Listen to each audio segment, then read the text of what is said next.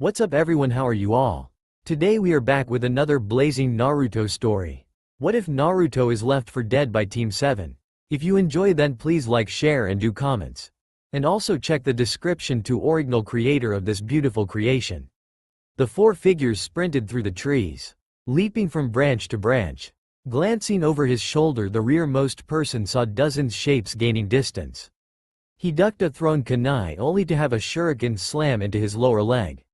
He cried out in pain, stumbling on a branch and missing his next leap. He slammed into the next branch with a thud. The trio ahead of him turned to see their friend drop to the floor. "Go," he cried as he pushed himself up. "I'll hold them." "No, we can't leave you," one of the pair cried as she moved towards him. "I said leave me," he roared, turning to face his attackers. "You're an idiot if you think we are going to leave you behind, Naruto." A second voice called as he dropped down next to Naruto. "Sensei, you are the only one capable of taking the intel to the village and live. Go." The girl as she also dropped down next to Naruto. "I can't leave you guys, I can," the final man said. "No Kakashi-sensei, go, we can hold them," the girl said, cutting him off.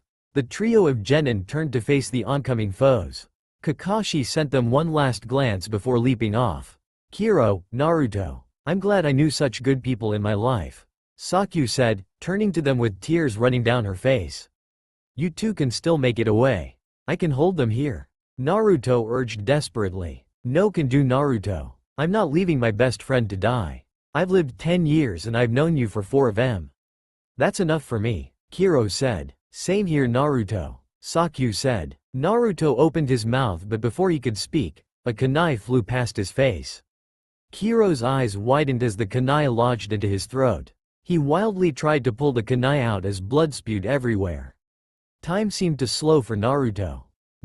Bridge, brother," Kiro gasped. Kiro slumped to his knees, blood flowing from his throat. His eyes rolled back and he hit the floor with a thud. Naruto stood, watching as part of his world collapsed around him. "Naruto, we got to move," Sakyu cried, tears flowing down her face. She spun, slamming a foot into an oncoming attacker's face. The man crumpled, but his place was taken by another. Naruto spun to help his last remaining teammate, but the sight that awaited him would haunt him forever. The new attacker swung his sword, slicing cleanly into Sakyu. He cleaved a huge chunk out of her side. She fell sideways, hitting the ground with a thud. Naruto stood there, unable to move, unable to speak. Emotions suddenly rushed through him. Dozens of emotions ranging from rage to heartbreak suddenly erupted. "You bastards!" he screamed. Red chakra suddenly slammed into the ground from the sky. A giant pillar of pure chakra hit the ground with a rush, and just as fast as it had come it was gone. Standing where Naruto had been was a demonic fox-like creature. The creature pounced with unbelievable speed, darting from person to person, ripping them to shreds with ease. It was over faster than it began. 38 dead bodies littered the floor in various different places. Some intact, some with various different parts scattered. As quickly as it had come, the chakra left Naruto. He slumped to the floor. He lay there for a few moments, staring at his dead teammates. "Kiro, Sakyu," he gasped before he lost consciousness. Kakashi spun as he heard an ungodly sound. His eye widened as he saw the pillar of chakra. He quickly bit his thumb, slamming it into the ground. Before him now stood a small dog. He tossed a scroll in front of the animal. "Yo Kakashi," it said. "Pakun, get this to Konoha ASAP. Get it to the Hokage. Do not stop. I need to go back and retrieve my team if they are still alive," he ordered. Kakashi leapt off, not even giving the dog chance to speak. Pakun watched his master leave, a sad sigh leaving his mouth. Yet more heartbreak for Kakashi and any of his students who lived.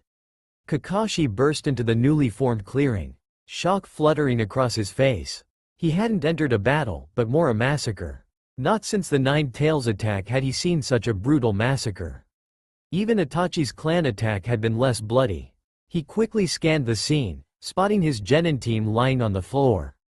He sprinted over, assessing the damage. His face paled as he saw that Kiro and Sakyu were defiantly dead. Hope filled his face when he saw a breath leave Naruto. Then another. He rushed over, kneeling before his student. Pain was plastered over Naruto's face, his face contorted in agony. Kakashi hauled the young genin onto his back before moving over and storing his 2 dead teammates into deceased storage scrolls. With one last glance at the scene, he turned and sped towards Konoha. Behind him a lone figure sat up with a groan, blood seeping from his head wound, the Iwa headband hanging loosely from around his neck. The third Hokage stood alongside Kakashi inside the hospital. They observed as the doctors analyzed the blonde genin. The heart rate scanner showed he was barely alive, but the brain scanner showed whatever was going on in there was very active. It appears to be a chakra-induced coma. Very rare, and from what we have gathered from scrolls, only happens in Jinchuriki after they initially go into tailed beast form. We only have one reported case, and whilst he lived, he went through such trauma that he was changed. Whilst Naruto is strong-minded, it's like a genjutsu similar to Tsukuyomi. He will emerge changed, and if we add the loss of his teammates, he may never regain his former self. Thank you, doctor, the third Hokage said gravely. Kakashi, please follow me. The pair left the doctors to tend to the battered genin. His screams could be heard down the halls. How long do they think he will be like that for? Kakashi asked. He will remain like that until his body heals. They reckon a month, maybe 2. But there is a bigger issue, the Hokage said grimly. They entered his office, with Kakashi standing in front of the desk, watching in confusion as the Hokage handed him a book. My lord, what use is the bingo book now? Name: Naruto Uzumaki. Age: 10. Rank: A. Warning: approach with caution. If red chakra is sighted, flee immediately. Wanted for killing 29 genin and 6 elite jonin senseis. Any other information lacking. Description intel required. What the hell? What are Iwa doing placing this on a mere genin? A rank? Kakashi cried out in shock. You see the issue. Once young Naruto awakens, I want him resting for a month. After that you will be one-on-one training him up for a year. After that he will be accompanying you as part of a 2-man elite cell. I need him trained enough to survive anyone who comes at him. The Hokage ordered sternly. Yes, Lord Hokage. Kakashi nodded. 2 years later, Sasuke Uchiha sat impassively, staring out of the window, lost in his own thoughts. He had finally passed and was about to get a jonin sensei. Finally he was making the first big step towards killing his brother. No longer was he being held back by these idiots in his class. As he sat in thought, he barely noticed Iruka walking in. Silence. Iruka roared, causing the rest of the class to rush to their seats. Sasuke sighed as Sakura sat one side of him with Ino on the other. He hated this fangirls and their obsession with him. He could never understand why they didn't realize he just wanted to focus on becoming stronger. Today Class 1 will be announcing the teams and their jonin senseis. Firstly, Team 1. Iruka began. Sasuke immediately partially zoned out Iruka, instead focusing on what he wanted to ask his sensei first. Team 8 will consist of Hinata Hyuga, Kiba Inuzuka and Shino Aburame under Kurenai Yuhi. Team 10 will Shikamaru Nara, Ino Yamanaka and Choji Akamichi under Asuma Sarutobi, Iruka stated. Sensei, you forgot about Team 7? Shikamaru said. And anyways there are only Sakura and Sasuke left, so are they not getting a team? Well spotted, Shikamaru, but actually I did not forget about Team 7. Team 7 will consist of Sasuke Uchiha and Sakura Haruno under Kakashi Hitaki. They will also be joined by an already past genin with 2 years experience. Sasuke's attention suddenly sharpened. A genin with 2 years experience. A jonin sensei. This team was almost perfect apart from the fact he was with Sakura. He had a strong teammate and he was certain he had heard his father and brother talking about a Kakashi before, but he couldn't quite remember. Yet again he was lost in his thoughts whilst Sakura and Ino argued over him. The jonin senseis slowly arrived to pick their students up until only Team 7 was left. Sakura sat in awe of Sasuke whilst the latter brooded over their late sensei. Both of their attentions were snapped to as the door opened, 3 hours late, and a tall man walked in. Sasuke quickly analyzed him, his gravity-defying hair, the headband covering his left eye, the face mask covering his mouth and nose. Other than that he was dressed in standard jonin attire. Training ground 3 in 10 minutes. I'll meet you there, just got some bits to do, he said flatly before turning and leaving as fast as he had arrived. The pair sat there in shock before realizing they had already wasted a minute of which they needed to get to the training ground with. Immediately they shot towards the training grounds. Sasuke and Sakura arrived within 7 minutes and 46 seconds. Only to find another person, similar to their own age, around 12 as their class to Sasuke's annoyance had started 2 years late. The rules had changed to raise the earliest passing age to 11 as opposed to 9. The boy now sitting on a training post turned in his and raised an eyebrow in surprise at them. He was dressed in a black coat that hugged his sides going down to his knees. His left sleeve was completely ripped off, showing a tattoo that reached down to his elbow of a pure black demon-like fox. The number 246 was tattooed above that. His right sleeve was ripped just above the elbow. His lower right forearm had a strange gauntlet donned. Both of his arms showed muscle, which was surprising for how young he weighs. He wore simple pure black ninja trousers with black steel-capped boots that reached just above his ankle. His shinobi headband was tied around his forehead, keeping up golden blonde locks. His face had strange whisker-like lines on his cheeks. His cerulean blue eyes stared them down, confusion flashing across his face. "And you are?" he asked. "Sasuke Uchiha and Sakura Haruno." Sasuke replied cautiously, hoping the Uchiha name would get some respect from his newcomer. "And you are here because?" the boy demanded, anger flittering across his face. "There, you new team Naruto." A voice called out to them. The trio spun to see Kakashi walking towards them. His head was tilted as if he was trying to judge the situation. Naruto spun at him, his eyes narrowing in anger. "You what?" he demanded, anger laced in his voice. "I said, they're your new teammates Naruto." Kakashi said calmly. "I heard you Kakashi, I was more wondering why the fuck I have new teammates." Naruto furiously. "Well, myself and the Hokage both thought you needed a change. So new teammates." Kakashi said, trying to calm down his student. "I don't need new teammates. I was fine with just me and you." Naruto growled at the Jonin. "You think I want new teammates? Naruto, you are just going to have to deal with it." Kakashi said forcefully. "Now if you will be quiet for a second, I want to talk to them." "No Kakashi, we are not just leaving this," Naruto said bitterly. He hopped down, landing perfectly on the ground, his coat fluttering behind him. Underneath he wore a simple black shirt. He began to stalk over to Kakashi, a murderous look in his eyes. He only got halfway before Sasuke blocked his path. "What's so wrong with your teammates? You have the last Uchiha, you should be rejoicing," Sasuke said hotly. "So what? A name means fuck all in the real world. You could be from the Hokage for all I care. You are still a fresh rookie," Naruto said sharply. "Now get out of my way." Sasuke stood in shock for a moment as Naruto pushed him aside and continued towards Kakashi, unleashing waves of killer intent. Sakura winced at the killer intent, but her eyes widened at what she saw. Naruto, calm down, we can, Kakashi began, but was cut off quickly. Sasuke had spun and slammed his heel into the back of Naruto's head.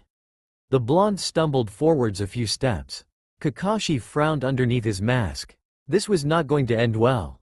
Naruto vanished in front of Sasuke, reappearing behind him and slamming his heel into the back of Sasuke's head. The Uchiha went sailing through the air, on a direct collision course with a tree. However, Kakashi flew in between the two, catching Sasuke in his arms. "Naruto, what the hell do you think you're doing?" Kakashi demanded, his voice level rising. "No Kakashi, what the hell do you think you're doing?" Naruto cried furiously. Kakashi was about to answer when Naruto just vanished.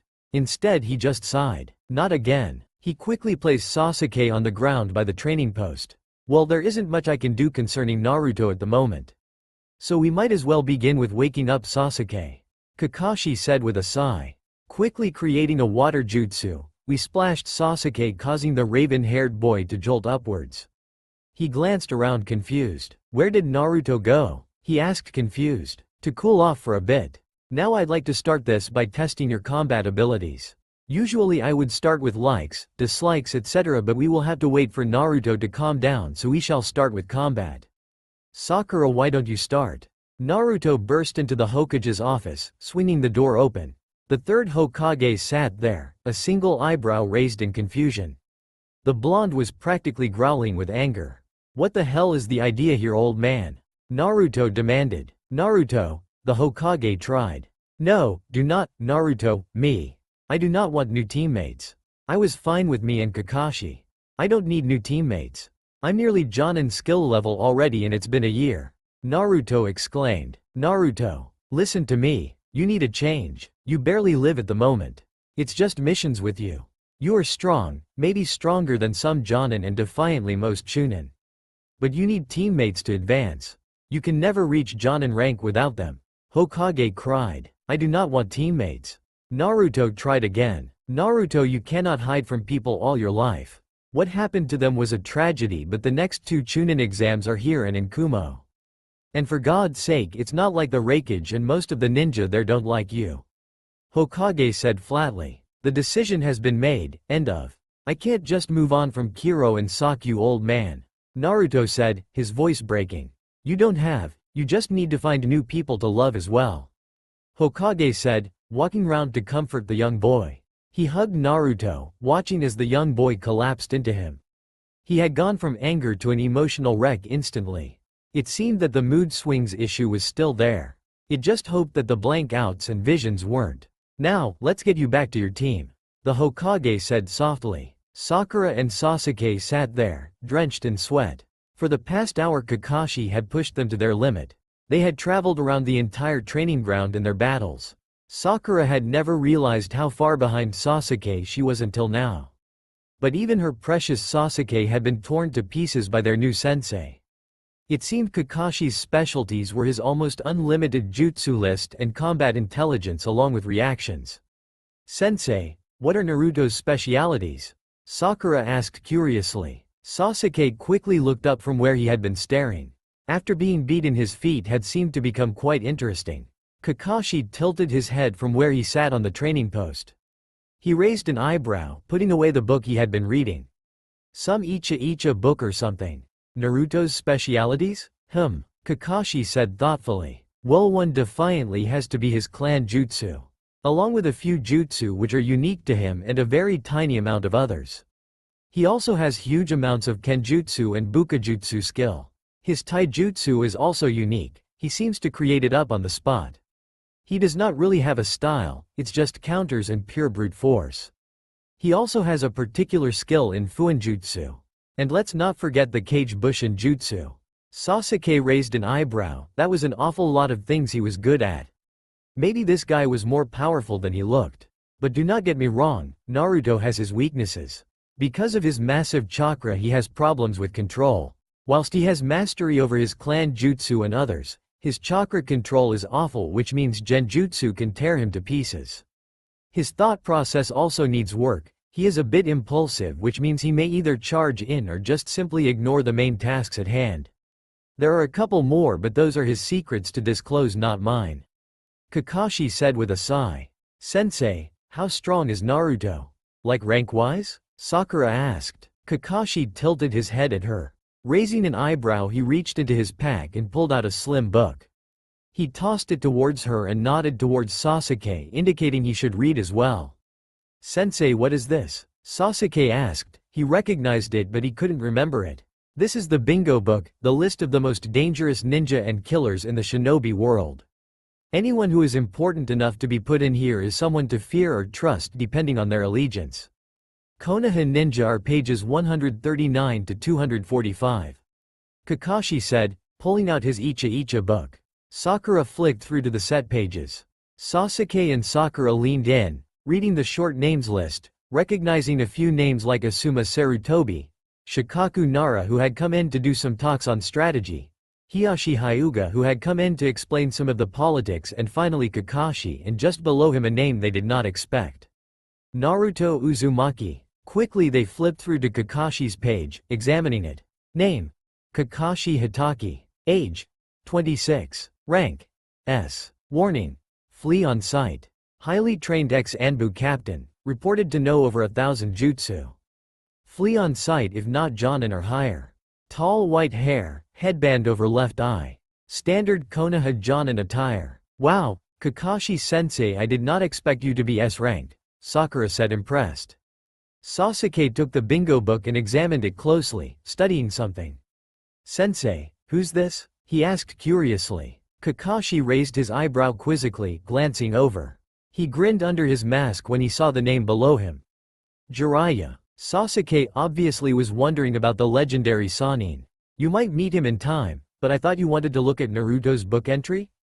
He said casually, still reading his book. Sakura and Sasuke quickly flicked through to Naruto's page. Sasuke's eyes shot up as he read the ranking. He's A ranked? They both cried in surprise. A kunai came sailing out of the air, slamming into the bingo book. It nailed it to the fart tree, ripping through Naruto's entry. Hey, I didn't get to finish reading Naruto's entry. I wanted to know why he was in there. Sakura exclaimed furiously. And you won't be getting a chance to anytime soon. Naruto growled. I'm back, Kakashi. Ah, Naruto, excellent. Now could you three come here so we can actually do some proper introductions? Kakashi said cheerfully. Sakura and Sasuke came and sat in front of Kakashi, with Naruto leaning against a nearby pole. He studied them, tilting his head slightly. Right, so to start, why don't we say a little about ourselves? Kakashi said simply. Sasuke and Sakura stared at him blankly. Naruto sighed, glancing at Kakashi. Why don't I start, Kakashi? Naruto asked. My name is Naruto Uzumaki. I like ramen, my clan, friends and training. I don't like people who make my life harder, the council, weak people and Iwa ninjas. My dreams are to destroy Iwa and rebuild my clan. Excellent, now my name is Kakashi Hitaki. I like many things. Kakashi began before a sharp cough from Naruto interrupted him. He sighed. Like dogs, jutsu and my books. I dislike a few things like people who hate Icha and Konoha. My dreams are to just enjoy life. Now you Sakura. My name is Sakura Haruno. I like, someone. Sakura stuttered, glancing at Sasuke. I dislike Ino and people who hate, anyways. My dreams are to be a good kunoichi and marry Naruto sighed, shooting daggers at Kakashi who ignored them and motioned for Sasuke to start. My name is Sasuke Uchiha. I like training and dango. I dislike people who disrespect the Uchiha clan and a certain someone. My dream is to kill a certain someone and restore my clan. Great, we have a fangirl on our team and a stuck-up brat. Whoopee, Naruto thought angrily. Excellent, right now Sasuke. Sakura, how are we feeling? Ready for another bout? Kakashi asked. Yeah, I'm good. Sakura answered. Who against? Sasuke asked as he nodded. Naruto here. Naruto will firstly be playing defensive to test your teamwork before going on the offensive. Kakashi explained. The three genin nodded, moving to take up their places on the battlefield. Oh, and Naruto, no fuinjutsu or family and clan jutsu for you. You can use anything else on the offensive. On the defensive, however, I will let you use the chains to test their speed. Kakashi called out as he watched. Naruto nodded, turning to face the pair. He grinned. Ready? He asked. Let's go then. Sasuke immediately rushed him, launching a swinging punch which was followed by a spinning kick. Naruto quickly sidestepped the punch and caught the kick in his hand. He ducked low and rotated his hand before swinging it out. Sasuke went sailing through the air but managed to flip and land safely. He moved in again, but this time Sakura attacked as well. Naruto quickly engaged in a taijutsu battle with Sasuke again, letting the Uchiha unleash everything he had on him. Sasuke threw a powerful punch that Naruto caught on his elbow, using the momentum to add to his spinning kick. The super-powered kick hit Sasuke in the leg, flipping him over. He then slammed his fist into the airborne Uchiha, sending him crashing into Sakura. The pair hit the floor with a thud. That all you got? I didn't even have to use any jutsu? Naruto said, laughing. Shut up. Sasuke growled, leaping up from on top of Sakura, leaving behind a blushing kunoichi. Kaden. Great fireball Justu. A large rolling ball of fire flew towards Naruto. But the blonde just stood there unmoving. He raised a single eyebrow before spreading his arms. A large rolling ball of fire flew towards Naruto. But the blonde just stood there unmoving. He raised a single eyebrow before spreading his arms. Sasuke stared at him. Surely Naruto wasn't about to just take the blow head on. Suddenly Naruto swung his hands together, slamming his palms together. Multiple purple chains erupted from his hands, firing towards the fireball. The chains moved to surround the fireball, catching it midair. The chains strained for a moment before tightening and suddenly the fireball seemed to melt into them. Sasuke stood there in shock, his best jutsu was just gone. He had just been outclassed in one single jutsu. Naruto, you may now test their defense, Kakashi said cheerfully. Naruto grinned, but not the kind of friendly grin. The more evil, cunning type. Swinging his arms out, the chains responded, snaking their way towards the pair of genin. Sakura yelped as a chain swung directly at her. She barely managed to leap out of the way, watching as it crushed the ground where she had been. However, all this did was distract her from another threat. Another chain had been snaking its way towards her. Firing forwards, it wrapped itself around her leg. Within seconds, Sakura found herself upside down and hanging from air by the chain. Sakura desperately tried to cut the chains with a kunai she had managed to rescue from her pouch. But no matter how hard she tried, the chains just reformed around her. She could feel herself becoming lightheaded, her chakra being drained rapidly. Sasuke on the other side of the training field was desperately trying to not get caught. With a kunai in his hand, he was cutting and dodging whatever Naruto sent at him. Whilst Naruto had sent a mere 2 to hit Sakura, Sasuke was dealing with a dozen chains constantly attacking him. Now that Sakura was out cold, Naruto could direct 2 more chains at the Uchiha. Sasuke flipped over 2 chains sent directly at him, but was caught out mid-air by 3 chains, catching both his legs together in one and finally his arms in the last 2. He struggled, but the chains just tightened. He could feel his chakra rapidly leaving him. He tried one last time to get out, but his vision became blurry. His eyes slowly shut and his last sight was Naruto and Kakashi walking towards him slowly. I would have thought he lasted longer than 2 minutes, Naruto said as he stared down at the unconscious Uchiha. Would you have lasted this long against you when you first started? Kakashi asked cheerfully. They did pass my test, however. Well, what test I had in mind? It's not like I could have done the bell test with 2. Sasuke did what I expected, whilst Sakura needs a lot of improvement. Now let's get them home. It's the second time today they have been knocked out. Naruto sighed. His teammates were so unbelievably bad that it hurt. Kiro and Sakyu could beat these 2 in seconds. Sasuke maybe had potential, but that was because of his bloodline. But then again, Kiro hadn't had a bloodline and he was the most powerful out of all of them. Sakura was basically useless from what he could tell. These 2 needed a fuck ton of help to be even half of what Kiro and Sakyu were. I'll take Sakura, you take Sasuke as you know the Uchiha area better, Naruto said. Kakashi simply nodded, hauling up Sasuke. With one last glance, Naruto flickered away with Sakura over his shoulder. Kakashi stared at where he had been for a moment. He hoped Naruto was not comparing these 2 to his old teammates or he would never get anywhere. That and his hatred for Iwa was never a good sign. However, a more loyal Konoha shinobi alive there was not. And a more promising shinobi also there was not. Naruto had everything he needed to be godly strong, but his hatred and weakness had to be overcome. He too flickered away, heading towards the Uchiha district. Naruto arrived outside the Haruno residence. It was a small 2-story house tucked away inside of the business district. It appeared to be next to a small clothing shop.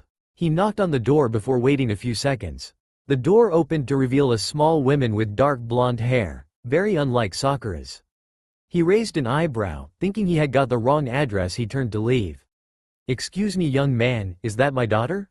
She asked steadily, but Naruto could see anger across her face. Yes, ma'am. She is just lacking chakra, she should be fine tomorrow, Naruto explained. I will take her now, boy. She almost snarled. Naruto passed the knocked-out genin over. He began to turn but then changed his mind. He faced the short woman, annoyance written across his face. Just because I hold something does not mean I am that something. Naruto growled. I know what it did, but you cannot judge someone who was barely a day old for something like that. I know full well what happened that day and I know full well how many people died. But judging someone who you have just met and do not know does not seem fair, no. If I was to judge you right now, I would say that you seem bitchy and arrogant, but you are probably a very nice woman when you are not pissing off people. Do not judge a book by its cover. With that, Naruto turned heel and walked away, disappearing into the crowds, leaving behind him a very confused woman holding a very knocked out young genin. The next day Sakura and Sasuke were up bright and early, arriving at the training field at 8 a.m. like Kakashi had said. They sat patiently waiting for him, but minutes turned into an hour and that hour turned into 3. They slowly became angrier and angrier until the white-haired man strolled up waving his hand in greeting. "Morning," he called cheerfully. "You are late," Sakura cried. "Sorry, got lost on the road of life. You see, it's quite bendy. Anyways, how are you two?" Kakashi responded. "Enough chit-chat, can we start yet?" Sasuke demanded furiously. "When Naruto arrives," Kakashi said, pulling out his book.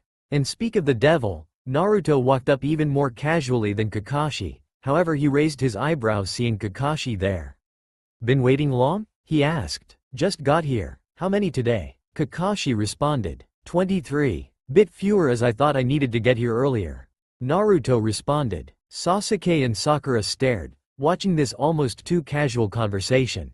"What the hell? You two are 3 whole hours late," Sakura cried, exasperated. "Road of life," Naruto responded flatly. He pulled out a kunai, leaned against a training post and started picking his nails with it. "Anyways team, today we will be working on your basic skills. Sakura, I want to test your chakra and stamina, and Sasuke, I want you showing Naruto your speed," Kakashi explained. They quickly split off into pairs, with Sasuke following Naruto. Sakura stayed with Kakashi and sparred with him till she was tired. This was pretty quick as her stamina was horrible. "Right Sakura, I'm going to put this bluntly, but your stamina sucks. So because of this I'm thinking we put you on light chakra weights and daily laps to increase your fitness. However, your chakra control seems abnormally high since you can highly control your chakra bursts in your muscles. What jutsu do you know?" Kakashi asked curiously. None sensei apart from the basics," Sakura mumbled. "Well, we will be changing that. I'm thinking genjutsu would be perfect for you," Kakashi explained. "Because genjutsu is so intricate, your chakra control will make you perfect at it. I'll see what I can do." Quote. Sakura beamed at this and they carried one working on her stamina, with her doing laps of the small lake. Meanwhile Sasuke was with Naruto testing his speed. "Okay Uchiha, I want you to race me back to Kakashi, and if you don't win we are doing it again till you do or the training finishes," Naruto said bluntly. "What?" Sasuke said in shock. "That's stupid." "Not really. I'm not exactly fast, but unless you can keep up with me you are going to get roasted out there," Naruto said. "Now keep up." Sasuke had been about to answer, but Naruto was gone. He growled and leapt off after him, determined to keep up. By the time training finished, Sakura and Sasuke were shattered. Every part of them hurt. Naruto, however, looked barely touched. He had been doing laps of the training field with Sasuke chasing him and he was lightly panting. Kakashi just stood there doing his little eye smile thing. "Good job team, you two are improving already. Right now, tomorrow we will be starting D ranks, yes, even you Naruto. Now go how you two and get some rest," Kakashi said. Sasuke and Sakura dragged themselves up. Naruto could hear Sakura asking Sasuke on a date. God, she was annoying. "Well Naruto, I'm proud of you. You didn't get angry once," Kakashi said with a curious tone. "I promised the old man I would try to treat them like teammates. So I'm going to try," Naruto responded. "Now how about some ramen?" Kakashi nodded cheerfully and the seasoned pair left, chatting aimlessly. For the next month the team followed the same routine, training for 3 days a week with missions on the other 3 and Sundays for days off. Sakura's stamina exploded to where she could do 50 laps of the lake without tiring. Her training weights had also increased to a total of 100 pounds. Sakura's genjutsu skill had risen surprisingly fast. She now knew 5 basic D-rank genjutsu and her taijutsu was getting better. Sasuke had also asked for some weights with his totaling at 200. Sasuke's speed had shot up along with his jutsu list that Kakashi had been teaching him. His stamina had also increased a great deal along with his taijutsu. Naruto was only there during 2 of the training days, preferring to train on his own or with Guy's team. He participated in the D ranks and only exploded twice at them during all of it. Overall Kakashi was proud of them and was thinking about asking for a better rank, maybe a C rank or even a B rank mission. And that's where his team found themselves. Unfortunately Asuma's team had snapped up the first C rank, so they were stuck with border patrol. Apparently bandits had been sighted to the west. They had quickly set off, arriving at the outpost in good time. Quickly they set out to find these bandits. Currently they were traveling through a heavy wooded area towards the bandits' last known location. "So Naruto, how did you get a rank?" Sakura asked. "I'd rather not say," Naruto said bluntly. For the past week Sakura had been trying to find out what had got Naruto into the bingo book. But he just put up this defensive wall and clammed up. Sakura sighed. She quickly disappeared into her own thoughts. This was shattered when a kunai sailed at her. She was broken out of her thoughts in time to feel a chain wrap around her leg. She plummeted towards the ground, but was stopped just before she hit. "Sakura, pay attention," Naruto roared at her. The chakra chain retracted as dozens of men exploded out of the trees. Naruto quickly burst into action, with Kakashi following. The pair leapt into the enemy with no fear. Sasuke stood there for a moment before leaping as well. Sakura stood stunned, watching as Naruto and Kakashi tore apart the bandits before them. But there were so many. Naruto ducked underneath a swinging attack, slamming his fist into the gut of the attacker and sending him sailing backwards. However, more replaced him. In the side of his vision he saw Kakashi ripping them apart with a kunai. He quickly fired through some hand seals and dozens of chakra chains exploded out of him. He tore apart the attackers, the chains flinging them across the ground or breaking them in half. However, Naruto spun upon hearing a scream. Sakura was defending herself from 3 attackers and was badly losing. She tried desperately blocking with a kunai, but it was hopeless. One of the bandits lunged at her and managed to get a glancing blow on her right shoulder. She cried out in pain and just managed to dodge the next attack. "Sakura, duck!" Naruto bellowed. The pink-haired genin barely managed to hit the deck fast enough before an extra chakra-enhanced chain destroyed the 3 attackers. It hit them so hard and fast that they bent in half on impact. They spewed blood out of their mouths before flying away, slamming into a tree in a small heap. All 3 lying dead and not moving. Sakura looked to thank Naruto but saw he was too busy with an onslaught of a dozen attackers. However, he hadn't seen one sneaking up on him. She quickly leapt up and sprinted towards him. She dared not call out or otherwise his concentration might be broken. The bandit was nearly on him when she leapt, slamming the kunai through him in one motion. He gurgled a cry, scrambling at his neck. Sakura backed away in horror at what she had done. Suddenly there was some unseen call-out that made the bandits retreat rapidly, forming up a line about 50 meters away. Naruto spun to see Sakura kneeling next to the dead bandit's body. Realization flooded him as he realized what she had done. Slowly he knelt down next to her. Summoning a shadow clone, he slowly picked her up and passed her over to the clone, ordering it to move her back safely. He glanced over at Sasuke, who was staring with defiance at the bandits. Around him a small circle of attackers. His attention was snapped back to reality when a man walked forwards out of the ground. He was different to them. He was huge, easily 7 feet tall, built like a brick shithouse. He flexed his muscles and growled at them. "I came here with over 100 bandits and I'm disappointed to find barely 40 of them left. But against the copycat ninja and the shadow fox of Konoha, what else can be expected?" he said with an evil chuckle. "Now let's see how you handle a proper ninja instead of these weaklings. I didn't get a rank in the bingo books for nothing, you know. Kulai Yaman is my name. Well, Kulai, you might find that I didn't get into the bingo books for nothing either. So let's see who deserves it more," Naruto said with a grin. "Kakashi, I'll handle this. Get them back to the outpost ASAP." Kakashi glanced at him. He knew his pupil could handle the bandits, but this new attacker was new and he didn't know the skill of the guy. However, this was stopped when the remaining 40 or so bandits roared and charged towards them. "Sasuke, you ready?" he called over to his raven-haired student. "Born ready," he said steadily. The pair leapt into combat, fighting as a well-trained pair already. If Sasuke slipped up, Kakashi was there to cover him.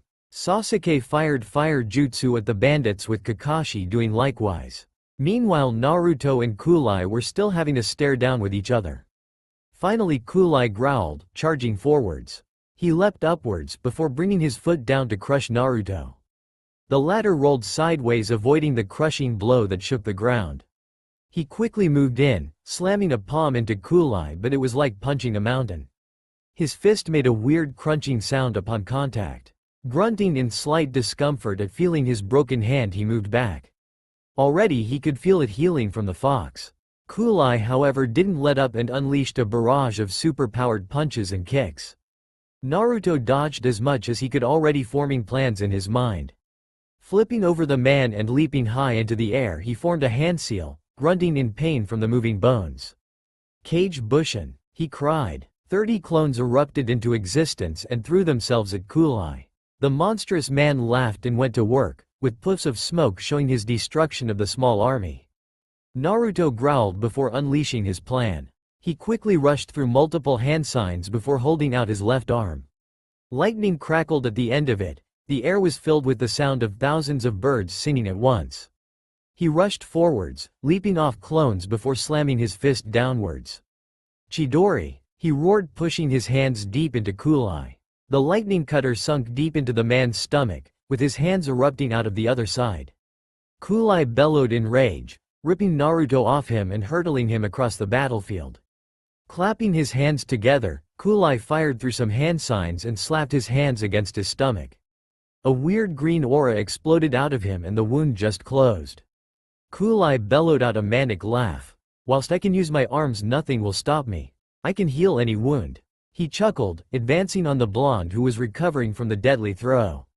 Naruto stared at him, an improved plan already forming. If the hands were the key to this guy's jutsu, then all he had to do was remove them, right? Naruto leapt upwards, firing out a dozen chakra chains, moving rapidly. Kunai moved quickly, smashing through the chains, but two managed to get either arm, stringing him up. He struggled wildly before the sound of thousands of birds filled the air. The bandit leader watched in horror as a mass of electricity plunged deep into his heart, feeling the hand reach in and crush it in one blow. Then there was nothing. Naruto leapt back, releasing the chains and watching the body flop to the floor. He felt a short burning sensation cover his left arm. He glanced over and saw the number shift from 246 to 293. Grimacing, he moved back to his teammates, leaving behind the bloody corpse alone for the birds to feed on again. Team 7 sat there, gathered around a small fire. In the distance, the birds called out nervously to each other. Kakashi sat there trying to get a read on what his two students were thinking and feeling. Sasuke he wasn't too worried about, but Sakura was worrying him. She had barely spoken. Unlike Sasuke, she hadn't ever seen death before like this, let alone killed. Naruto meanwhile just sat there, trying to hit birds out of the sky with chakra chains. Grinning whenever he hit one of the creatures. He seemed totally fine, which was understandable, he had done this enough by now. "Kakashi," Naruto called over his shoulder from where he was sitting. "Yes, Naruto? Why did those bandits have basic ninja skills? I mean, they were super poor, but they were still there. No bandits we know of have ever had ninja skills. I'm not sure, did you get any intel from that Kunai before he died?" "Nah, he didn't really have time to talk before his heart exploded." "I see." Sakura just stared at the pair, discussing death like it was nothing.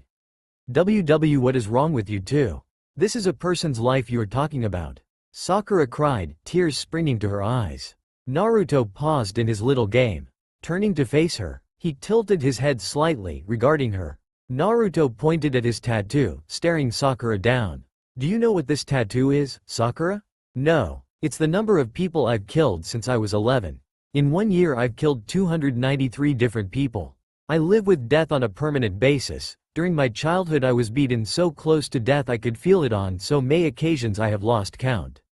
If a person is trying to kill me, I will kill them back. The world isn't full of flowers and bullshit, okay? We are shinobi, not fucking cookie bakers. Sitting there and crying about the past won't do shit. It's either you or them. That doesn't make it right." "No, it doesn't, but what if it had been your mom who was being attacked? Would you have done anything about it then?" "Yes, but nothing. If someone is standing there, a kunai pressed against your throat, you will do something about it. We are born to kill, but then again you have never lost someone in that way. When you see your best friends die before you can decide for yourself." Naruto She was cut off as Naruto stood and began to walk off, not looking back. However, after a few paces he paused. "Sakura, thank you for saving my neck out there." And with that he was gone. Sakura looked desperately at Kakashi, noticing the man's frown. The group were woken early by a loud screeching, or at least Naruto and Kakashi were woken.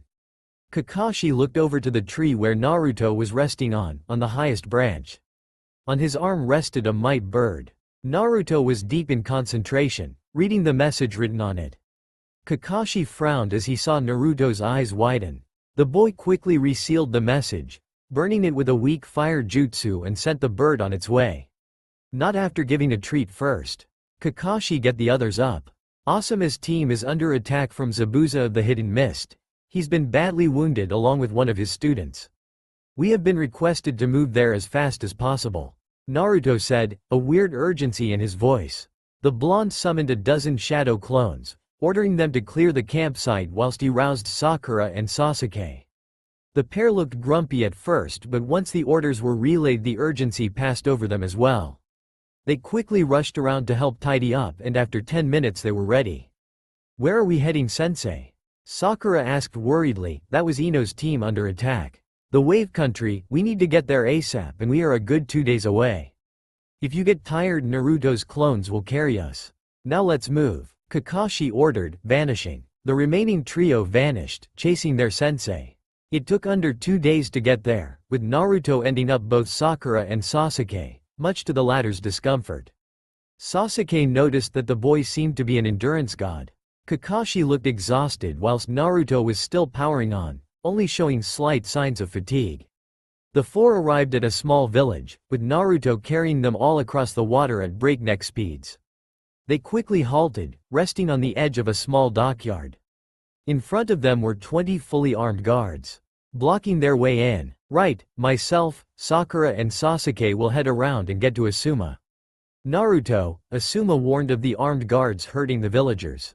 I want this lot out of the equation ASAP. Save one for questioning, however. Right, you two with me, Kakashi said, not even waiting for an answer. They leapt off, leaving Naruto alone on the docks. The blonde tilted his head, wondering how to go about this. He shrugged and decided on a frontal approach, not like it wasn't foolproof. Grinning, he emerged from the thick fog that covered the entire land. He strolled towards the group, whistling to catch their attention. So ladies, how's things? He asked with a chuckle. The men stared at him. A boy of merely 13 was insulting them. Anger drifted through them as they moved to surround him. You a boy? One of them, supposedly the leader, growled. Well, I was just wondering how you fucktards were coping without your mummies to look after you, Naruto said with a laugh. Why, you little, the man growled, launching himself and the blonde. A chakra chain fired out, slamming the man off his feet. It snaked around his foot, lifting him upwards and spinning him like a lasso. With a huge swing, it flung the man through the air, sending him sailing into the village. Naruto grinned like a madman, making a single hand sign. Chakra style. Chain explosion. He whispered. Hundreds of chains fired out of his body, slamming the men off their feet and sending them sailing in multiple directions. However, the chains caught the men mid-air and battered them down towards the ground, causing several deafening thuds and cracks. Well, that was easy, Naruto said, observing his work. 19 men were now laying on the ground, broken in so many ways he couldn't count. Hearing 2 groans, he turned to 2 lucky men, realizing they had survived the hits. He strolled over to them. So ladies, is this karma enough for raping and killing innocents, stealing family possessions? Naruto asked darkly. If I hear that you two have returned to your master and blabbed, nothing in this world will save you. Got it? The 2 men groaned but managed to mumble something which Naruto took as a yes. He simply turned heel and headed off to find Kakashi. Wincing slightly as his left arm burned at 293 changed to 310. Naruto arrived at the house he had located using Kakashi's chakra signal. However, he winced when he saw one of the windows had a rather large hole in it. Raising an eyebrow, he knocked on the door, laughing in surprise when a slightly annoyed Kakashi answered. Kakashi stared in annoyance at him, pointing at the window. I take it you caused this? He asked. I don't see how, Naruto began before he glanced behind Kakashi and saw the man he had thrown, tied up in the corner. Oh, right, yeah, that was me. Kakashi sighed, moving aside to let him in. Muttering about annoying blondes, Naruto glared at him before strolling in, his eyebrow raising yet again tonight as he saw who was inside.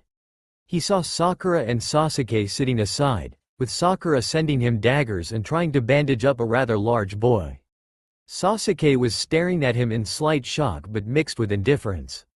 Across from them was Asuma, whom Naruto had known for a little while as he had helped train him with one of his main weapons. Next to him sat a thin blonde, maybe a Yamanaka? Next to her was a boy with a pineapple haircut, staring off into the distance. Defiantly Inara. Maybe the fat kid was an Akamichi?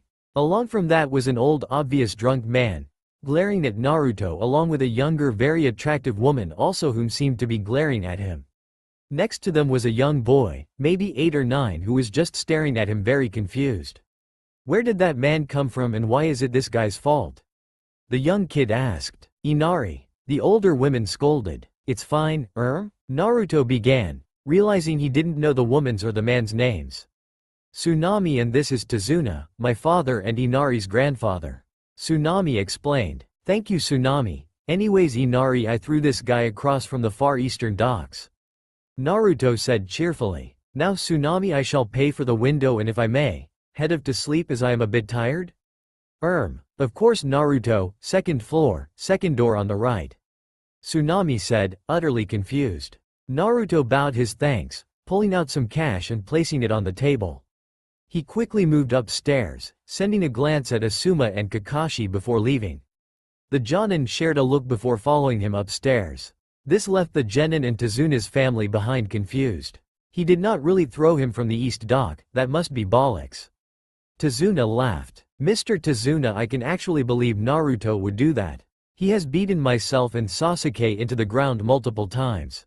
Sakura explained. Lies. Sasuke would never be beaten by another Genin. Ino shrieked. Ino, I didn't want to believe but Naruto is way above Genin level. He could easily be a Jonin. Sakura tried to explain. Him? I doubt that. Choji said. I've seen him nearly beat Kakashi-sensei.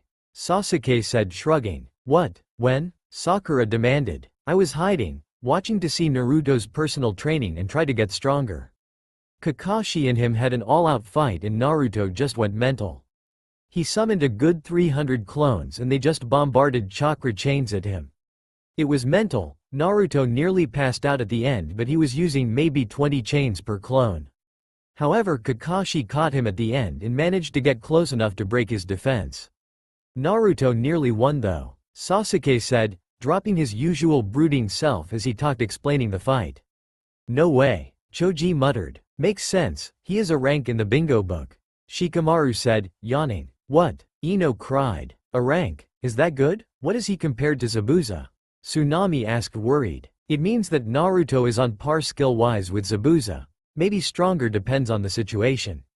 Shikamaru said. The only thing we can say is that he is a damn sight stronger than any 12-year-old has the right to be. Quote, so we could be safe now? Tsunami said relieved. Well, probably depends on whether Zabuza got backup or not. Sakura muttered. Meanwhile upstairs Asuma, Kakashi and Naruto were sat deep in conversation. Naruto was only included due to his combat experience and skills. Asuma stood by the window, leaning out after being finally allowed to freely smoke. His right arm was heavily bandaged along with his shoulder. He seemed to be leaning on his left leg more than his right. Kakashi was leaning against a wall, relaxed as usual. Naruto was sitting against a wall, one leg pulled up whilst the other was outstretched. He fiddled with a kunai, spinning it around his fingers. So, Zabuza huh? Kakashi said. Yeah, damn guy has got better Kakashi. Asuma replied. How much better? Naruto asked curiously. He respected the missing ninja. A lot, his sword skills are way above anyone I know, apart from maybe Hayate's. Asuma said with a wince. But at least you got a hit in I guess. Naruto mumbled, deep in thought. We need a game plan, I read the report you sent us and this, hunter ninja, must be an accomplice. We will need the genin to deal with him whilst we deal with Zabuza and anyone else he has got.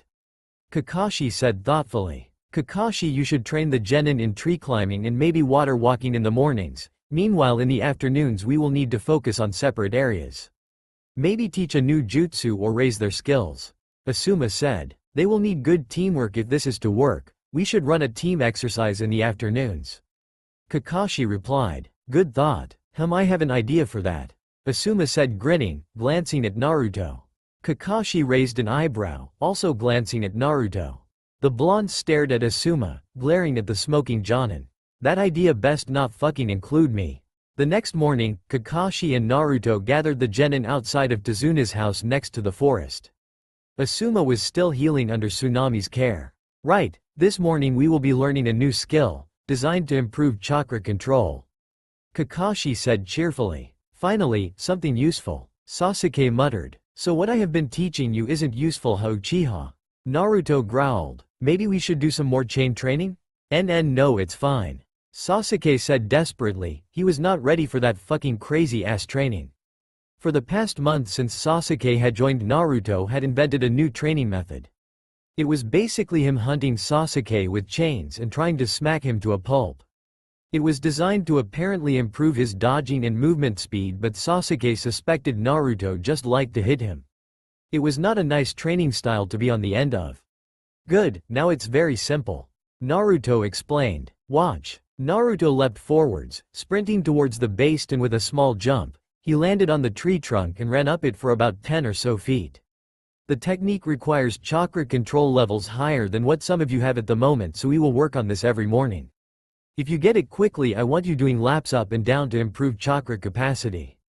Kakashi explained. You need to attach your chakra to the base of the tree, feeling it move and flow beneath your feet.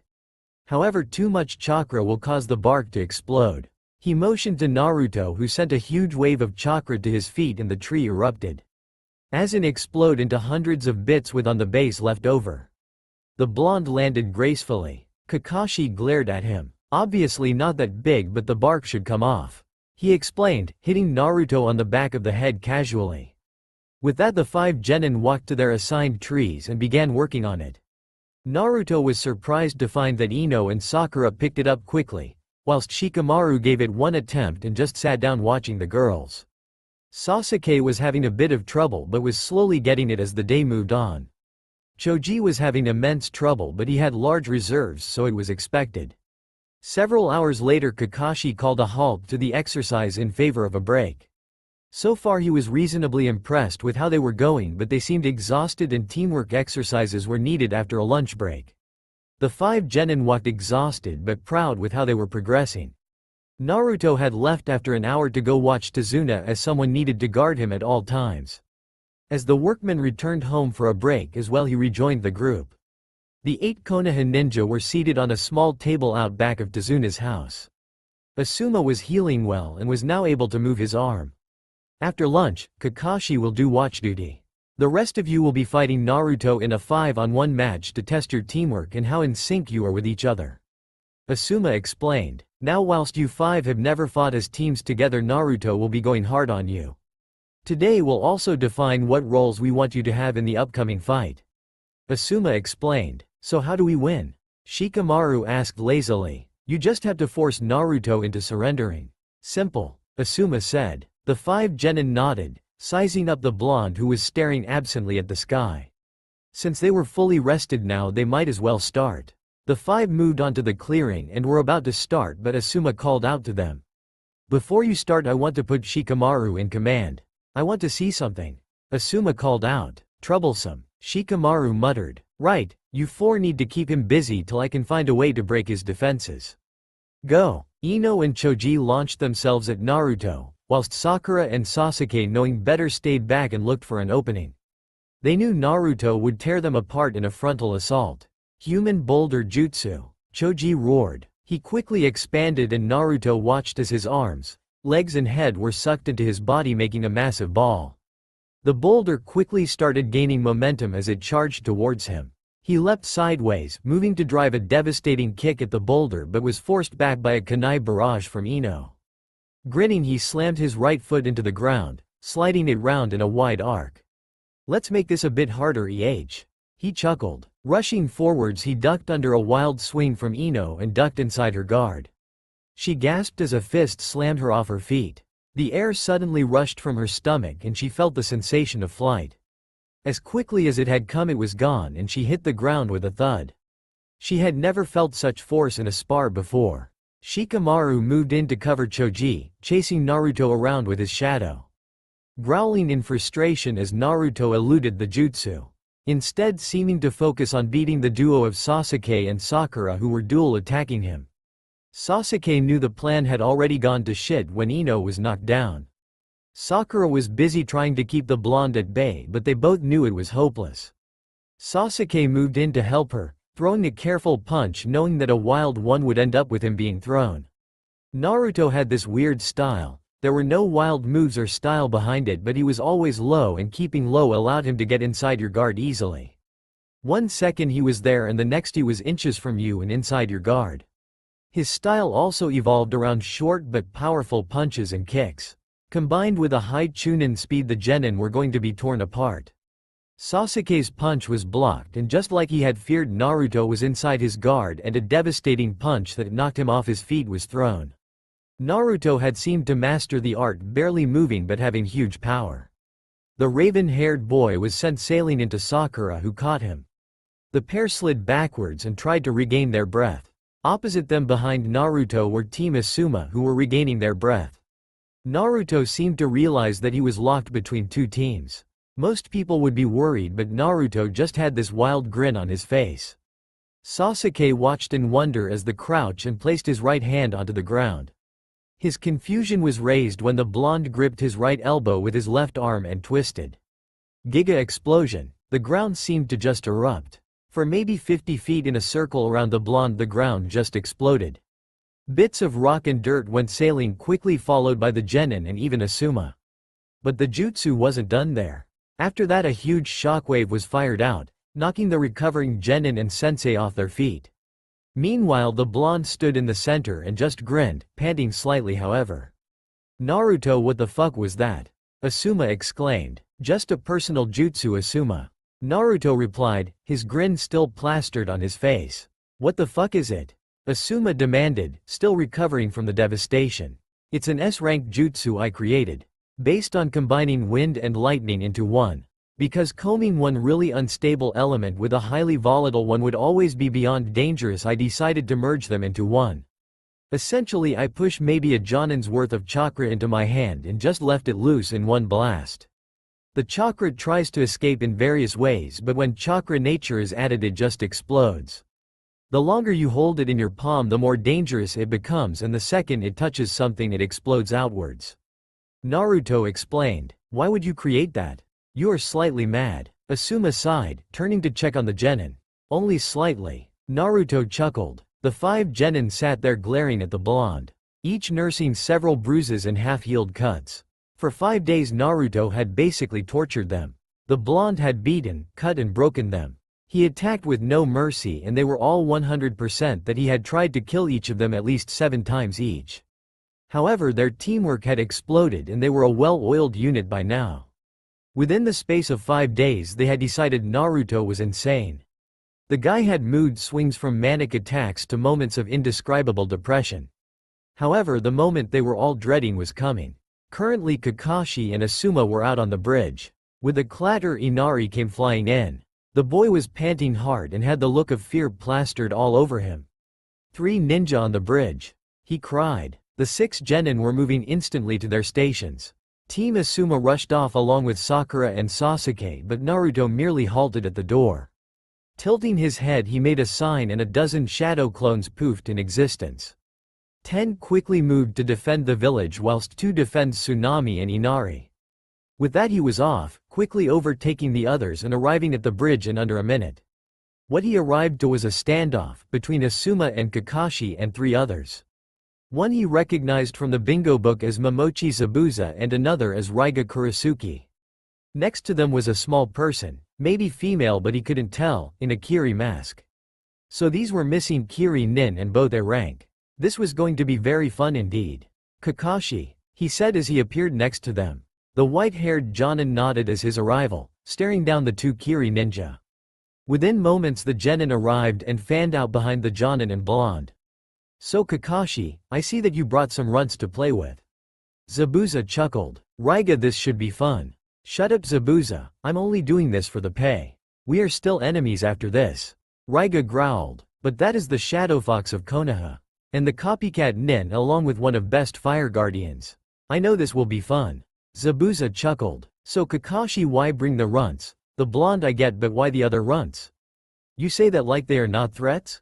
Kakashi asked. They would be if Hiku here couldn't tear them apart.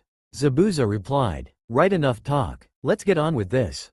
Raiga growled impatiently. The swordsmen both unstrapped their blades, with Zabuza pulling out his massive cleaver and Raiga two smaller swords. Kakashi glanced over at Naruto. How long till the jutsu is ready? It's ready now. Asuma glanced at them both, wondering what the hell they were on about. His question was answered quickly as the bridge floor erupted with hundreds of chakra chains, literally tearing the part of the bridge they were on in half. Asuma chuckled seeing that Naruto was trying to separate them and the swordsmen from the genin. However, this plan went to shit when firstly the Hiku person leapt across and engaged the genin. And then several hundred men had appeared on the other side and were now charging towards the three Konoha ninja. I'll take Zabuza. Asuma, you take Raiga, and Naruto stop those mercenaries. Kakashi cried, leaping at Zabuza. The two other men nodded and Naruto sprinted off to stop the army heading their way. Asuma meanwhile had to defend rapidly from a dual sword attack. He ducked low avoiding a wide sweep but had to pull out his trench knives and rapidly block the other sword. However, as he blocked it he managed to get one hand free and slice wildly in an attempt to push Raiga back. The mist nin leapt back as planned but only momentarily and pushed the attack once more. Asuma ducked low and punched forwards using his right trench knife as more of a knuckle duster. Raiga was forced sideways but managed to regain his balance and block a slash from Asuma. He grinned and flicked his hand sending lightning firing at the Jonin who just managed to dodge. Raiga grinned and fired more lightning and the Jonin laughing madly all along. This was going to be fun, he thought. The five genin had been surprised when only one foe came against them and had thought they had it easy. How wrong they had been. Currently Sakura and Ino were guarding Tazuna and the workers, deflecting and stray senbon needles which their attacker loved using. Meanwhile the three boys were locked in a deadlock with the boy-girl. They couldn't quite work out what it was, male or female. However, they knew it was kicking their ass. Shikamaru rolled to the side, avoiding a senbon and desperately trying to think of a good plan to beat this person.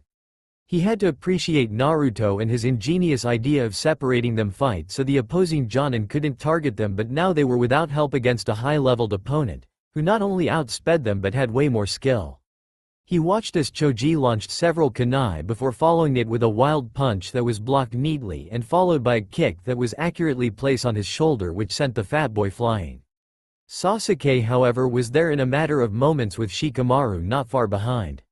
The raven-haired boy settled into a taijutsu match with Hiku just about keeping up and thanking everything that was holy that Naruto had trained his speed. Without it he would have died several times as Hiku went in for killer moves using her senbon. Sasuke had noticed Shikamaru moving in to seal her in place with his shadow possession and had long since worked out that the boy was a closet genius.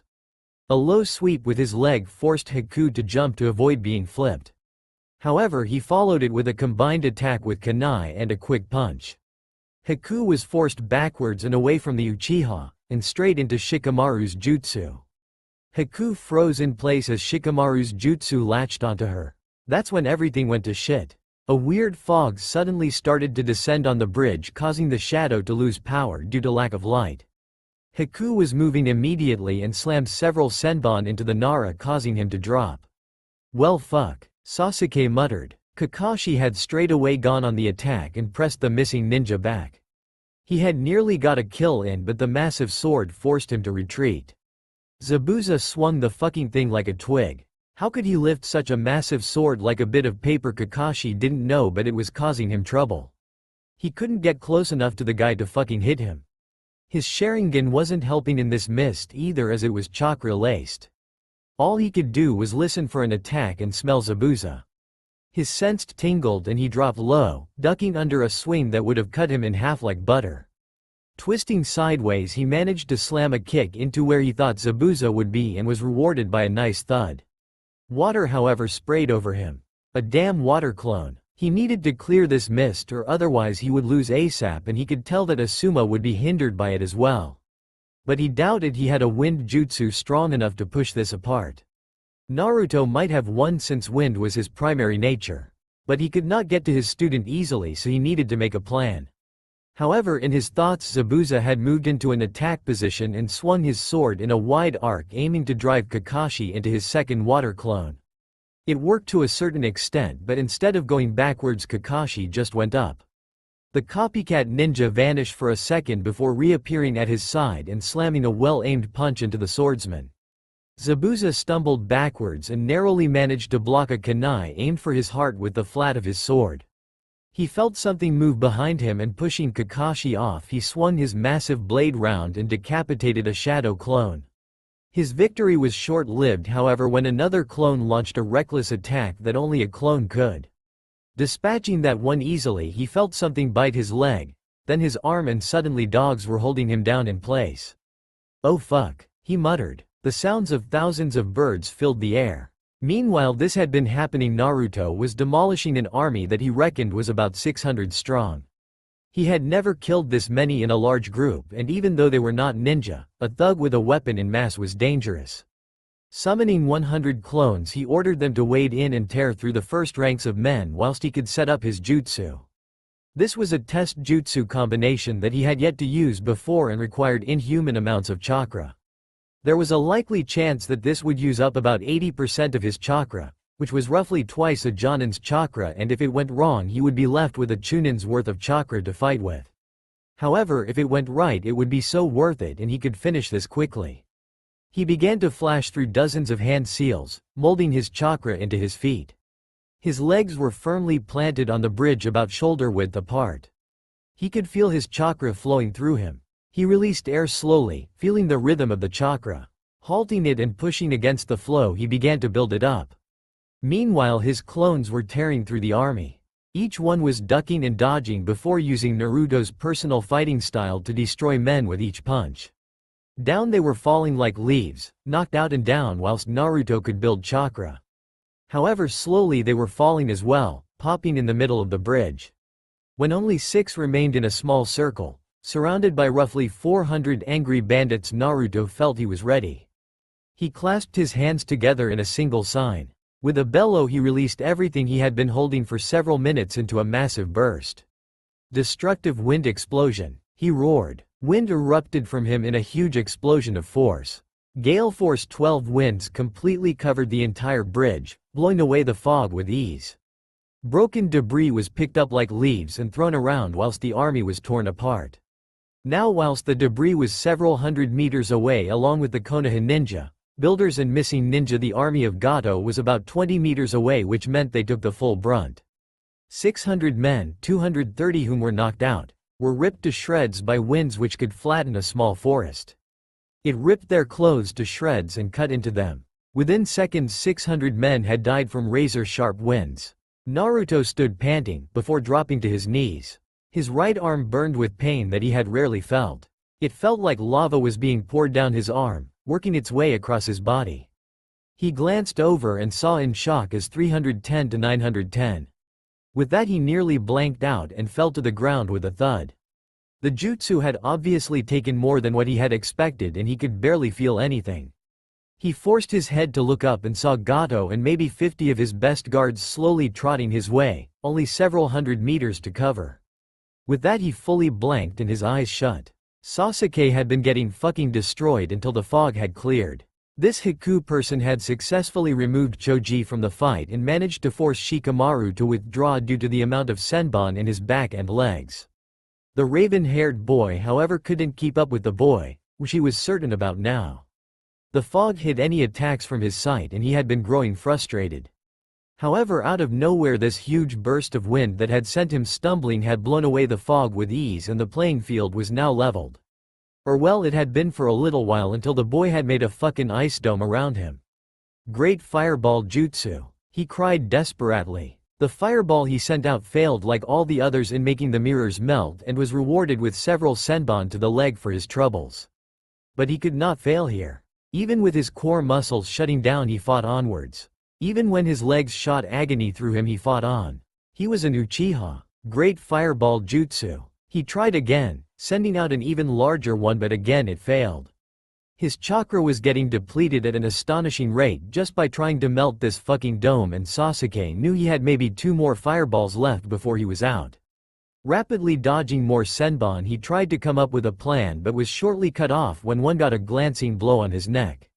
Blood sprayed out as it torn a large gash just millimeters from his throat. Dropping to a knee, he grabbed the wound and attempted to stop the bleeding. But it was hopeless. He was going to die and he knew it. He couldn't beat this fucker. Sasuke. He turned quickly, seeing Sakura leap in front of him. The pink-haired kunoichi deflected the next barrage, keeping him safe from harm. "Sasuke, are you hurt badly?" she cried, getting ready for the next barrage. "Sakura, what are you doing? Run, you cannot beat this guy," he cried. He could not let his teammate die here.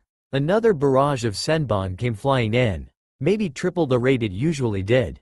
Sakura was slammed off her feet and sent flying by the sheer force.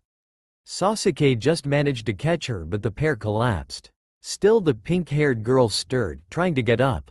What was his teammate doing? "Sakura, what the fuck are you doing? Just run," he roared. "I cannot let you die, Sasuke. Not here, not ever," she replied quietly, tears running down her face, dripping onto the floor. Sakura managed to get to one knee, forcing her body onwards. Another barrage knocked her down, and another. Sasuke just watched in awe as the girl forced herself onwards. Why do you do this for me?" Sasuke whispered. "Because, Sasuke, I am not afraid. I am not scared to die. I have killed and I will kill again. Nothing scares me anymore. But most of all, Sasuke, I love you and I always will. So I will protect you till the end," she sobbed. Sasuke stared in shock. Whilst these fangirls said they loved him, none of them had ever risked their lives for him. None had ever said it with such force and meaning behind it. It left him speechless, that someone cared enough to risk their life for him. Out of nowhere, a huge volley of senbon ripped into Sakura, spraying blood everywhere. The girl dropped heavily, landing with a thud and covering the floor with oozing blood. "Sakura." Sasuke stared in shock. Before his eyes, his teammate had been potentially killed and he had done nothing. An Uchiha had sat there whilst a teammate died and had been unable to prevent it. This was unacceptable. Sasuke roared, forcing the pain into the back of his mind. He was not going to lose. Pain raced through him and his eyes burned, his vision flashing. He had never felt agony worse than this, but he fought through it and powered on. Suddenly his vision sharpened and he could see so much more clearly. He could see Haku moving through the mirrors, where he was going and how to stop him. Was this the power of the Sharingan? Pulling out a kunai, he deflected the next wave, knocking away each and every senbon to the shock of Haku. It was even more of a shock for the young boy when that same kunai came sailing straight at him, causing him to move into another mirror. How did he know where he was? Nothing could predict the movements of his mirror. Yet again he was proved wrong when a dozen or so fireballs were launched straight at him. Was the maiming of that girl the cause of this power? Was he so driven that he would gain such power when others were hurt? Was his sudden bond with this girl the same as what he and Zabuza felt? Surely not. Yet again, something had powered him up. Something had made him better than Haku in a split second, the same kind of rage which pushed people through everything no matter what. Raiga had told her a story about a couple of years ago when a mere genin had seen his teammates die before him and unleashed a force that could not be matched and slaughtered 35 in a matter of seconds. Could the same be happening here? Sasuke unleashed a massive fireball that shattered the mirrors, leaving Haku to leap away. The boy was still deep in thought when his sense told him to run. Something in him was telling him Zabuza needed him. The Uchiha was still advancing, moving at a rapid rate and aiming a killing blow. "Wait!" Haku screamed with urgency. Something inside Sasuke clicked, his brain beginning to function. He grinded to a halt, his kunai millimeters from Haku. He was poised to take the boy's head off in one motion, but he somehow stopped. "She isn't dead, just severely wounded. If you remove the senbon in her neck she will breathe, but she needs medical attention ASAP," Haku said, the words coming out unbelievable fast, but Sasuke understood them. Why are you telling me this?" Sasuke muttered in shock. "I could sense a sort of bond between you two. Like something had happened. Please let me go, my master needs my help," and Haku started. "Go, just go and run," Sasuke said, his voice barely a whisper. Haku nodded, sprinting off. Sasuke didn't know why he let the boy leave. He shouldn't have, but for some reason it felt right. Like something had guided him to doing it. Sasuke turned his back and retreated, to find Sakura again and save her. Asuma ducked under a wide sweep, Raiga's blades crackling with lightning. The Jonin had to roll sideways to dodge the following slash. He countered quickly, driving the man back with continual slashes. For several minutes there had been this stalemate, neither being able to kill or hit the other. Asuma knew that this favored the Mist Nin because whilst his chakra reserves were large, Raiga was said to have the second largest chakra reserves of the 7 swordsmen. That meant he outclassed him there and he was a master. Asuma was surprised he had lasted this long. Spinning, he let Raiga's lunge with his left arm slide into his guard, sidestepping at the last. Bunching his fist and holding his trench knives tight, he drove the blades into the arm of Raiga. However, his blow was countered by the other sword moving incredibly fast and forcing him back. Wind style. Wind blast jutsu. Asuma cried, pressing his hands together and forming a small circle. Blowing hard, he released a strong wind which caught Raiga off balance and forced him back. The swordsman was sent stumbling back and Asuma saw his chance. Summoning his last chakra, he released his ultimate jutsu. A personal jutsu used by Sarutobi only. Fire style. Ash pile burning jutsu. Spewing large amounts of burning hot ash, Asuma caught Raiga directly on with the surprise jutsu. The swordsman was caught directly in the middle, desperately trying to remove the ash from around him. It burned his skin, burned his clothes, and for some reason he couldn't remove it. Fear filled him then when he heard the roar of flames. Desperately he covered himself in water. Fire roared from Asuma's mouth and spewed onto the ash cloud. The fire immediately caught and began an inferno that torched everything within the sphere of influence. It raged for a second before being released into mist. Asuma quickly scanned the area, panting hard. Nothing could have survived that, he was sure of it. Finally the veteran Jonin could rest, sliding down onto his knees. That fight had been one of the hardest of his life. Glancing over to where Kakashi fought, he gasped. No way could they really, how could someone do that? Zabuza struggled furiously, but he couldn't move a muscle. These dogs found his vital points and muscles and clamped onto them, effectively sealing them. It was like being paralyzed, and for maybe the third time he actually felt scared for himself. Across from him, Kakashi stood still watching Zabuza glare at him. So Zabuza, seems you are finally brought to justice. Kakashi murmured, flashing through hand seals. Zabuza watched with horror as lightning sprouted from Kakashi's hand. The sounds of thousands of birds filled the air and the copycat ninja began to move. Picking up speed incredibly fast, the silver-haired Jonin thrust his hand at Zabuza's heart. Chidori, he roared. Zabuza watched the hand in horror. Time seemed to slow for him. The ball of lightning moving directly towards his heart. Slowly reaching him. The massive movement before him. Haku taking the jutsu for him. Haku falling onto the floor and... Wait, Haku taking the jutsu for him. Zabuza watched in mute terror as the boy he had raised to be his tool, his weapon, took the Chidori to the chest. Kakashi looked equally appalled that he had hit the boy, standing there thrusting his hand into the boy's heart. ZZ Zabuza. Haku muttered. Haku, why? Zabuza mumbled, feeling his voice nearly crack.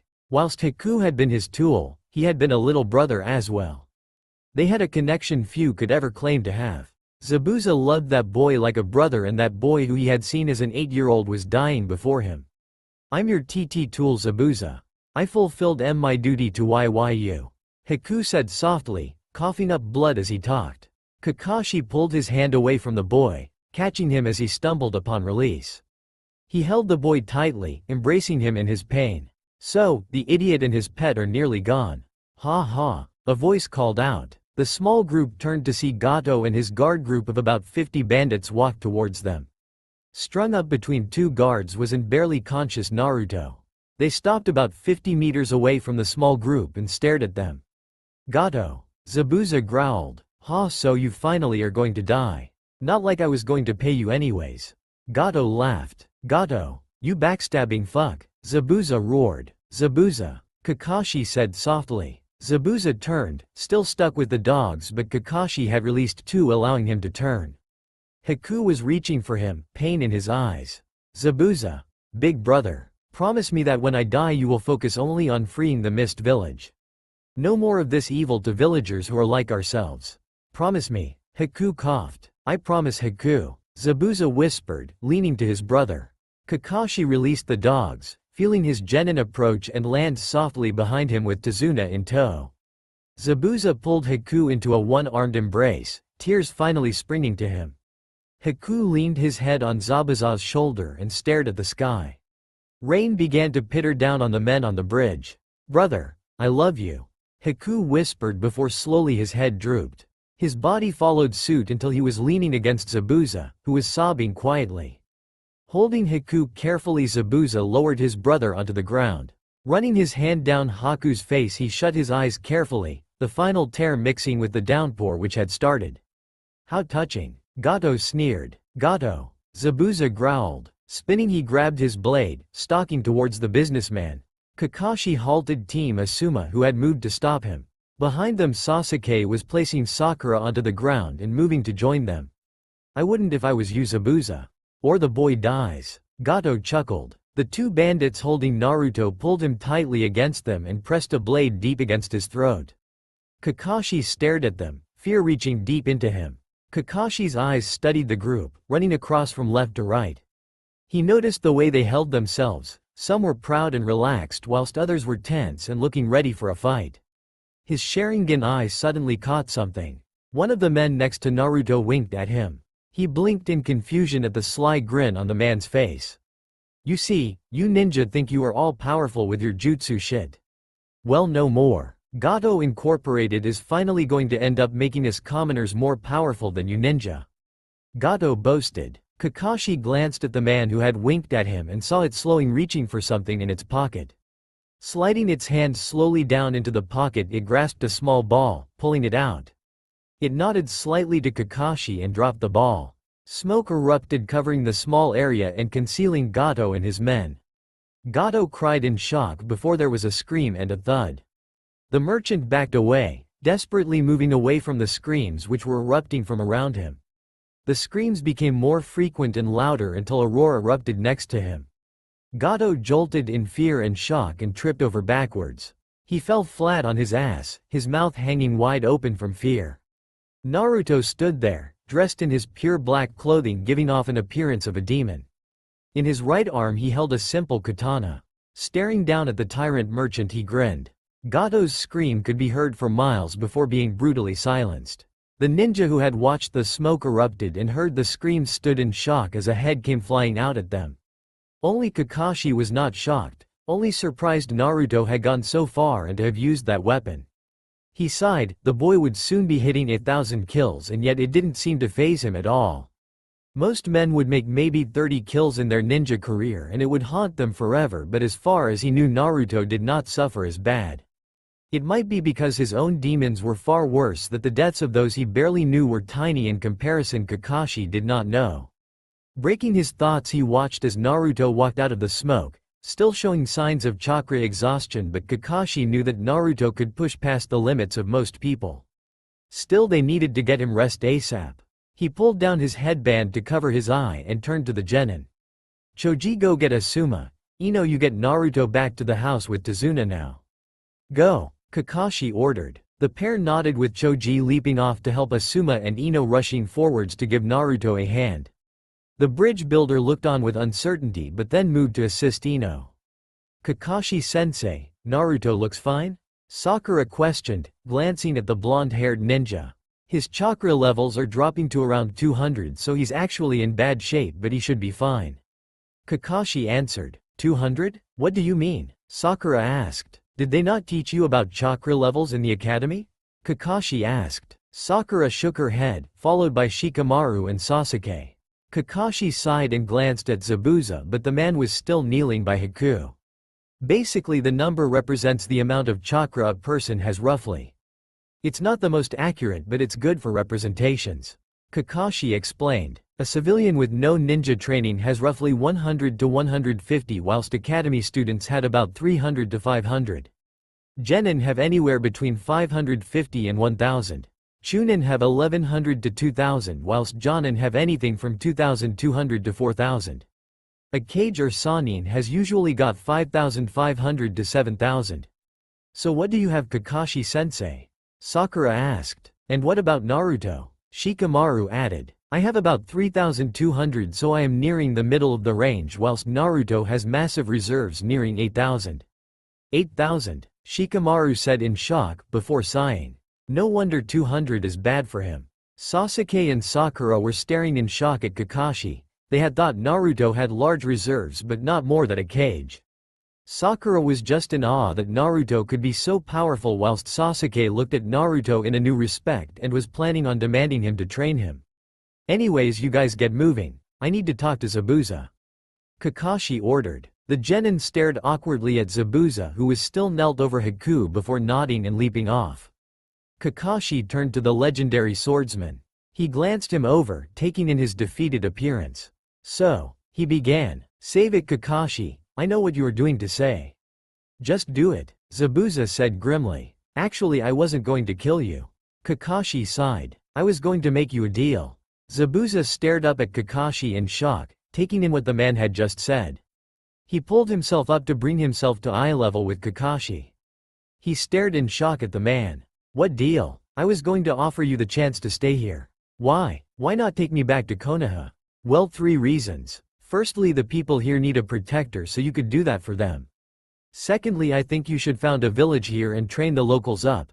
Konoha would happily ally with you as you are so close and I have a lot of sway with the elders. Thirdly, I think it's what Haku would want. Zabuza glanced over into the distance, staring out at the village that made up the most heavily populated area in the country.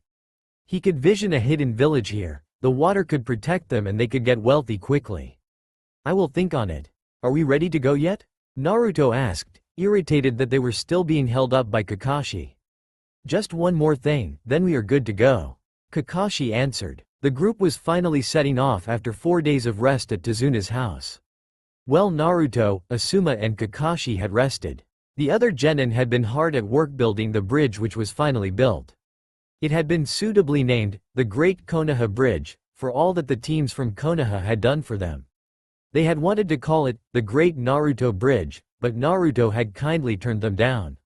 Now the group were waiting for Kakashi, who had apparently some final words to say to Zabuza. The copycat ninja walked over to the swordsman, who was staring out over the vast sea. So, made your choice yet? I think I have. This place needs me. And you need it, perhaps. I have spoken with Tazuna and the people have agreed, and messages of confirmation from the daimyo have arrived. I shall be the first Namikage. That was fast. I thought you hadn't made your mind up? I did it on the first night, wasn't hard, so I set it up quickly. A surprise, I guess. Kakashi chuckled, staring out over the sea as well. He turned and patted Zabuza on the shoulder before walking away. He strolled back to the group and motioned for them to head off. Sensei, is Zabuza not coming back with us?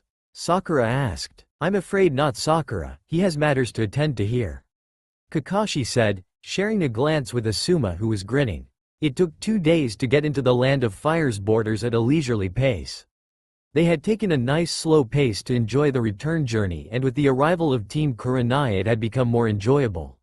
Well, at least for Asuma. Naruto knew who most of these people were from accidentally walking into their class looking for Iruka, and had managed to snag a glance at the register. The groups mingled, with Sakura, Ino and Hinata taking the front and leading. Hinata had given Naruto a weird look before moving to join the girls, although any look from a Hyuga was weird. Sasuke had quickly settled into a chat with a boy called Shino and started talking about tactics or some shit. Choji and Kiba quickly hit it off and followed Sasuke and Shino. Behind them came Kakashi reading his book, and then Asuma and Kurenai. Somehow Naruto found himself with Shikamaru and was actually enjoying talking to the boy. His laid-back personality with a razor-sharp brain was making for a good conversation. Naruto noticed Asuma pulling out a packet of cigarettes and called over to him. Yo, Asuma. Yeah? Pass us over a cigarette, haven't had one in ages. You smoke? Yeah, it's calming. Fairs. Asuma passed over a cigarette to the shock of everyone but Kakashi and Shikamaru, but it was more likely the latter didn't care. Kurenai was glaring at the pair as Naruto lit it with a small-scale fire jutsu. You gave a boy a cigarette? Kurenai demanded. If Naruto wants to smoke, then he can. Asuma started. You gave a boy a cigarette. Kurenai growled. Kakashi, a hand? Asuma muttered as he backed away from Kurenai. Sorry bud, if Naruto wants to smoke he can, but you're on your own here. Kakashi said, still reading. Naruto grinned as he puffed away at the cigarette, already feeling calmer. What's this? My rival being unyouthful and letting his student smoke. A loud voice called out. The group stopped to see a small band of 4 people walk out of the trees, with a tall man leading. He was tall and dressed from the neck down in a ridiculous green jumpsuit. Behind him stood a mini clone of him, a Hyuga and a girl with buns in her hair. Oh, fuck, Naruto muttered. Shikamaru went to glance at him but realized he was already gone. All that was left was a dust cloud. I'll catch you later, Kakashi-sensei. Got errands to run and people to run away from. Bye. A voice in the distance shouted as Naruto sprinted off. Guy-sensei, Naruto is being unyouthful. I must help him, the mini-clone cried. His youth must be returned. And with that the mini-clone went sprinting off screaming about youth. The rest of the groups both stood watching in a mixture of confusion and humor. The new group were sighing like this was a regular occurrence. Kakashi however stood there chuckling at the scene whilst still reading his book. This was however cut very short when the tall green jumpsuit man called over to him. Kakashi, my rival, what is that you are reading? Is it one of those unyouthful books again? The man cried. Well you see Guy. Kakashi began. Your actions are truly unyouthful for someone of your strength. I must help you find your youth. Guy exclaimed. Yeah, I gotta go. Bye. Kakashi yelped, sprinting off in the same direction as Naruto. My rival. Guy screamed, sprinting after Kakashi. The entire Konoha group stood there in shock and were a bit confused at the same time. This hung over them for a full minute before it was broken by a voice. What are you lot standing around for? Come on, I want to get back already. A voice called as a figure emerged from the forest. Naruto emerged to the surprise of them all apart from the new Hyuga and the bun girl. He was chuckling as he walked over and whispered something in Asuma's ear which made the man grin. Alright, let's get moving. The bearded Jonin called out and ushered the genin forwards. Sakura, Ino and Hinata yet again took the front with Sasuke and Shino bringing it up behind them with the newly joined Neji, the new Hyuga, falling into conversation with them about clan superiority or some shit. Kiba and Choji were still chatting away whilst Asuma and Kurenai continued to flirt. Shikamaru and Naruto were joined by the bun girl called Tenten and they fell into easy conversation with Shikamaru asking about how Naruto had escaped from the mini-clone whose name turned out to be Lee. Shadow's clones, of course. You cannot be serious. We cannot do this so close to the Chunin exams. It needs to happen. The Uchiha needs a more support to make him better. Plus he needs to have more leadership and be the strongest. You have to do this, we will not take no for an answer. Fine, but I get to choose the rest. Agreed. 1 week after the mission end. Naruto was currently eating his mission funds away at Ichiraku's. He had been relaxing the entire time since the end, taking his time to enjoy the break.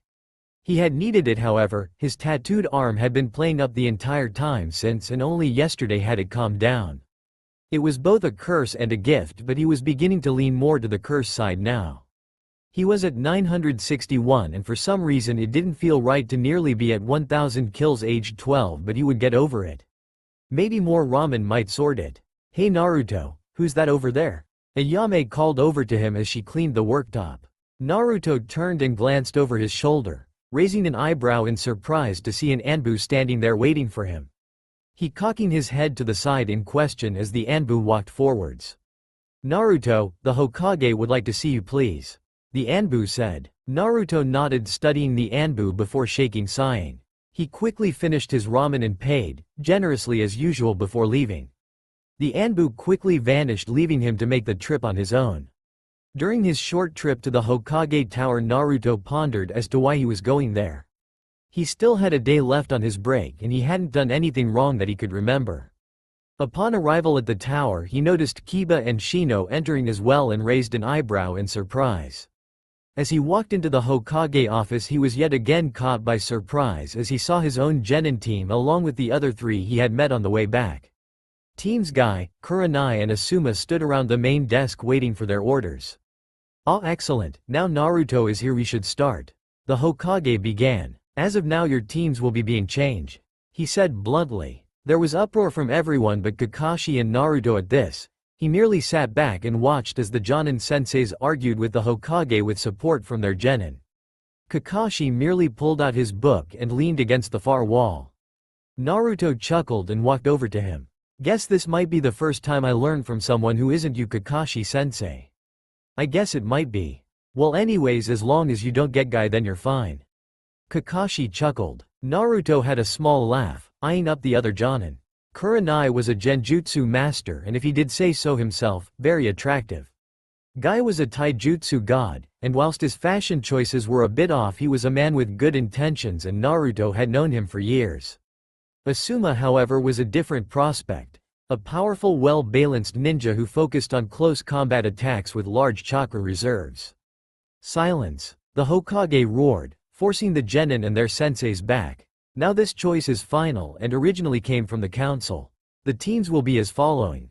Team 7 will consist of Sasuke Uchiha, Sakura Haruno and Choji Akamichi. You will be a first response team designed with hitting fast and hard. You will be led by Kakashi Hitaki. Team 9 under Might Guy will consist of Rock Lee, Kiba Inuzuka and Hinata Hyuga. You will be a squad designed with tracking and then taking down targets. Team 8 will consist of Ino Yamanaka, Shino Aburame and Neji Hyuga with the role of infiltration in mind under Kurenai Yuhi. Lastly, Team 10 under Asuma Sarutobi, Naruto Uzumaki, Shikamaru Nara and Tenten. You will be a tactics and combat squad. Now you are all dismissed as you have the rest of the day to get orientated with each other. Tomorrow you will be assigned your first missions. The genin stood there glumly, apart from Naruto, who was overjoyed to not be with that shithead Uchiha. He turned to Asuma and grinned before pulling out a cigarette. So Asuma-sensei, shall we depart? The new Team 10 were sat on Training Ground 26, a favorite of Asuma's. Asuma sat on the ground, legs crossed, slowly puffing away at his cigarette. Naruto stood leaned up against a tree, also smoking a cigarette, whilst Shikamaru was laid back watching the clouds. Tenten sat awkwardly fiddling with a kunai. So shall we begin? My name is Asuma Sarutobi, son of the current Hokage. My likes are Konoha and the Land of Fire. My dislikes are traitors and those who lack the will of fire. My dreams are already fulfilled. Asuma said, simple, relaxed the whole time. Naruto, why don't you start? My name is Naruto Uzumaki. I like ramen, my clan, friends and training. I don't like people who make my life harder, the council, weak people and Iwa ninjas. My dreams are to destroy Iwa and rebuild my clan. Naruto said, reciting what he always said when asked this. Asuma raised an eyebrow at the Iwa comment, but he knew the history behind it. He then nodded to Tenten to carry on. My name is Tenten Usori. I like weapons, sealing scrolls and training. I dislike people who judge others and people who aren't loyal. My dream is to own a weapons shop and be the greatest weapons mistress in Konoha. Tenten said proudly. Naruto nodded slightly, at least she wasn't stuck up, and from what he could remember she was skilled. He used to train with Lee and Guy, but when Guy got a team he rarely did it. He had a bad run-in with Neji, so tended to avoid them. My name is Shikamaru Nara. My likes are clouds, doing fuck all and shogi. My dislikes are work, loud people and work. My dreams are to get married to an average girl, be an average ninja and live an average life. Asuma chuckled at that, as he knew Shikamaru's dad very well. Nodding, he carried on. Next I want you to list of the jutsu you know along with your skills. He nodded at Tenten to start. I know manipulated tools, blind meteor along with several minor sealing techniques for weapons.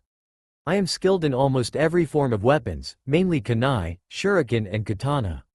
Other than that I have few other skills. Tenten admitted. Asuma nodded, noticing Naruto's raised eyebrow at the katana part, but then also noticing the look of sadness that flashed across his face. Maybe he should check that out with Kakashi. Pushing the thought aside, he moved on to Shikamaru. I know shadow paralysis justu, and whilst it's troublesome I apparently have a knack for tactics and strategies. Other than that I'm out. The Nara said with a sigh, still examining the clouds. Asuma took this in. He had known Shikamaru was a genius from the start, but this could be good. He had a rough idea of what Naruto was good for. Full-on frontal assaults that could tear apart opposition lines and positions. Right. Where do I start, haha?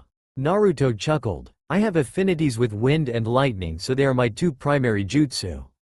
I know several high-ranking jutsu for both, along with my clan jutsu. I have some skill in fuinjutsu along with my shadow clones.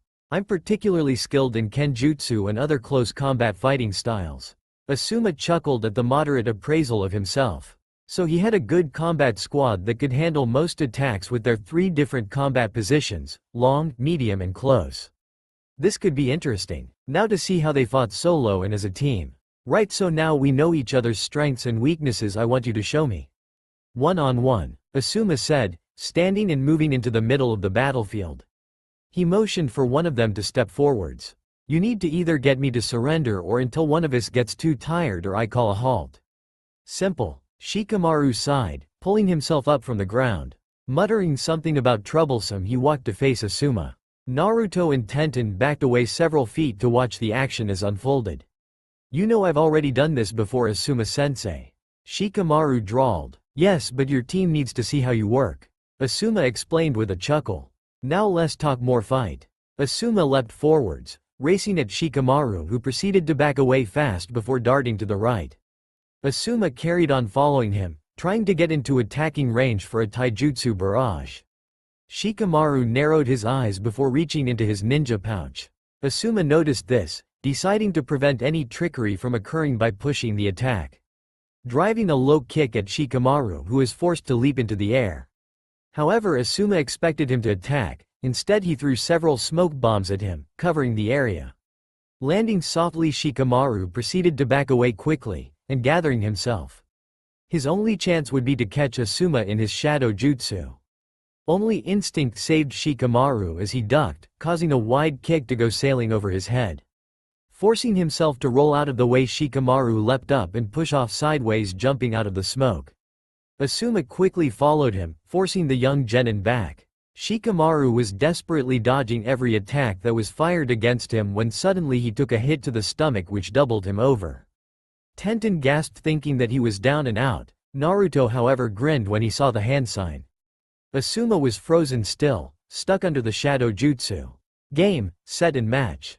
Shikamaru coughed. Not quite. Asuma exploded into a poof of smoke. Naruto burst out in laughter to see his signature jutsu used like that. Asuma quickly appeared behind Shikamaru and sent a kick into his knees, causing the boy to double over. It was a good tactic, Shikamaru, making your opponent think they have the upper hand and then causing them to make sloppy attacks, just outclassed. Asuma said approvingly. Shikamaru hauled himself up, muttering about troublesome senseis. He limped back to the other genin, still muttering. Naruto made a move to replace him but was halted by Asuma. Not yet, Naruto, I want to face you last. I have the feeling I'll need all the chakra I can muster and I need something to face Tenten with. Asuma explained. Naruto nodded and ushered forwards a slightly insulted Tenten. His face was flushed with embarrassment, thinking that Asuma didn't value her. Hey Tenten, it's not that Asuma thinks you're not up to scratch, but once you see Naruto fight you'll understand. Shikamaru explained, groaning as he rubbed his knees. Tenten nodded, although still annoyed. She turned to face Asuma across the training field. Shikamaru, I've seen Tenten fight like once or twice, and unless we want to get impaled we should move back like now. Naruto said, slowly edging away. Troublesome. She's the second weapons mistress I have ever met, and if she is anything like the first then we want to back up a bit more. Tenten struck first, drawing out several kunai and flinging them at Asuma. The jonin was forced to pull out a set of trench knives, deflecting each of the kunai rapidly to avoid being impaled. He raised an eyebrow at the accuracy of them. Pushing the thought of how he could develop that aside, he went on the attack, rushing forwards to attack Tenten. However, this was quickly halted as Tenten unleashed a barrage of weapons at him from various ceiling scrolls. The jonin was actually forced backwards by the attack before he decided he'd had enough. Wind style. Windbreak jutsu. Tenten's weapons were sent sailing straight back at her with a massive wind explosion. She gulped and just managed to dodge the massive barrage sent her way. Barely escaping, she found herself under attack from a brutal taijutsu assault which she just managed to fend off. However, she became two, and when she thought she had Asuma's style sorted, she attacked and was instantly caught out. After deflecting a punch at her head, she ducked low and tried to sweep his legs out. However, Asuma automatically leapt upwards and crunched a boot into her head. Tenten went sailing back, sliding 20 feet along the floor. Asuma landed and chuckled. As a student of Guy the First would have thought you would better, that was a rash attack Tenten. Yeah, well, I focus on weapons not taijutsu, but it was sloppy. She groaned, pulling herself up and clutching her head. Asuma wake over, giving her a hand up and helped her to Shikamaru. She groaned as she leant against a tree, watching as Naruto walked to the middle of the training area. So Shikamaru. She began before she saw the Nara backing away. Hey, what are you doing? Tenten, you are going to want to back the fuck up or you will be caught in the middle of a battle royale. It can't be that she started. Behind her a massive explosion that shook the ground erupted and sent a blast of wind that almost knocked her over. Well, maybe a little further couldn't hurt. Naruto stood 20 feet away from Asuma, eyeing up the Jonin. He knew he was not able to beat Asuma, who was possibly one of the few Jonin in Konoha able to go toe-to-toe with Kakashi. From what he had read on Asuma, he was a heavy wind and fire user with outstanding close combat abilities. His chakra capacity was 4,200, so just above Jonin level, but that was down to the Sarutobi blood in him. This was going to be fun. Ready, Naruto? Asuma asked. I am, but are you ready, Asuma-sensei? Naruto grinned. The bearded Jonin did a double take, remembering when a young fourth Hokage faced off against his dad. This would interesting indeed. Then let's begin, Asuma cried, firing through multiple hand seals. Wind style. Tornado jutsu. The wind around Asuma began to pick up speed, working through the air and gathering around him. Leaves and grass were blown about as the tornado began to take shape, with the trees even starting to shake from the force. Starting off big, are we, sensei? Naruto grinned. Well, let's see if you can fight this, lightning style, great bolt. Firing through hand seals, Naruto summoned his chakra, forming around him before firing it outwards. A mass of lightning fired out from him and slammed into the tornado. The jutsus merged, with the lightning being sucked into the tornado, making it unstable and out of control. The force of two massive jutsu being combined caused an imbalance and the tornado exploded outwards, sending bolts of lightning flying out, followed by a wave of wind that knocked back Asuma and Naruto. Naruto took usage of the uncontrollable lightning around him, using the smoke clouds created as a cover for him to move in. Rushing forwards, he tapped his wrist guard, catching the katana as it fired out. Gripping it in his right hand, he moved forwards, sensing for Asuma's chakra. Feeling it on the right, he rolled to avoid the slash from a set of trench knives. Pulling himself up, he blocked the trench knives with his katana and took the blow, feeling the vibrations along his entire arm. Reaching into his ninja pouch, he pulled out a kunai, promptly sending it flying at Asuma's head. The elite Jonin ducked sideways and low, reaching into Naruto's guard and sending a devastating trench knife-boosted punch. His fist connected with Naruto's stomach only for him to go up in a cloud of smoke. Instantly Asuma was looking around, trying to find where the blonde was. Giga destruction. Asuma spun around, trying to locate the voice and the jutsu. Unable to find Naruto, he was about to think that the jutsu had failed when the ground below him exploded, sending him flying. Now the term exploded is used loosely, but in this case everything in a 20-foot radius of the jutsu was sent flying, leaving a 6-foot deep crater. Naruto sprung from the ground, katana in hand, slashing at Asuma, who was mid-air. Only through elite training and reactions did Asuma save himself. The Jonin pushed himself out of the slash with a small-scale wind jutsu, landing 30 feet away from Naruto. He surveyed the damage. Fucking hell, what a jutsu. Shikamaru and Tenten stood there in awe. Both were covered in mud and grass from the jutsu that Naruto had just used. Even 50 feet away they had been sprayed with dirt, and both had decided that maybe retreating a few more feet wouldn't hurt. Well, at least we know what Naruto's fighting style is now. Shikamaru chuckled. Tenten, who was still watching Naruto engage Asuma-sensei in a short close combat situation, was surprised with how good the boy was. She knew very little about the boy, only what she had seen against Lee when they sparred once a month. She didn't realize he was this good. He's a heavy-hitting attack ninja, pretty direct if you ask me. Tenten mused. See, that's where you're a little off the mask, Tenten. Shikamaru responded, watching Tenten's surprised response. Naruto is actually a master of hiding. Not once has he actually attacked Asuma-sensei head-on. Everything is shadow clones. To reinforce his point, the current Naruto exploded into smoke, only for 6 more Narutos to burst out of the tree lines. each wielding a katana that even Tenten had to admit was perfect for him. Whilst he is a heavy hitter designed for frontal assaults, he is also an excellent deception ninja. Tell me, can you actually sense Naruto anyway at the moment? Tenten focused her chakra, sending out pulses like they were taught in the academy to sense for Naruto. She was surprised to find no trace of the blonde shinobi at all. See, Naruto is playing this well. He knows that until he wears down Asuma he cannot win a head-on assault against someone who has more experience and jutsu knowledge. Naruto knows exactly what he is doing. Naruto sat 60 feet away, watching his clones attack Asuma systematically, wearing him down whilst the main Naruto worked out his fighting style. Naruto was however reaching the point where he thought that Asuma was perhaps even on the level that Kakashi was at, nearly however. The man's fighting style was based around heavy attacks that would push a person off balance, then attack through their guard. Whilst Naruto was good at kenjutsu, Asuma would tear him apart. He was still mastering the last moves of his kenjutsu style, and his wind style, whilst good, was inferior to Asuma, who was a master. Still though, Naruto had a plan. The man was a mass unit fighter, like himself. Good against massive numbers but not so good one-on-one. This is where Naruto's plan started. Multi-shadow clone jutsu. Hundreds of Narutos poured out of the woods. The forest seemed to erupt dozens of the blonde, all charging at Asuma, who was stood in shock at the numbers. Tenten and Shikamaru sat there, pure amazement written across their faces.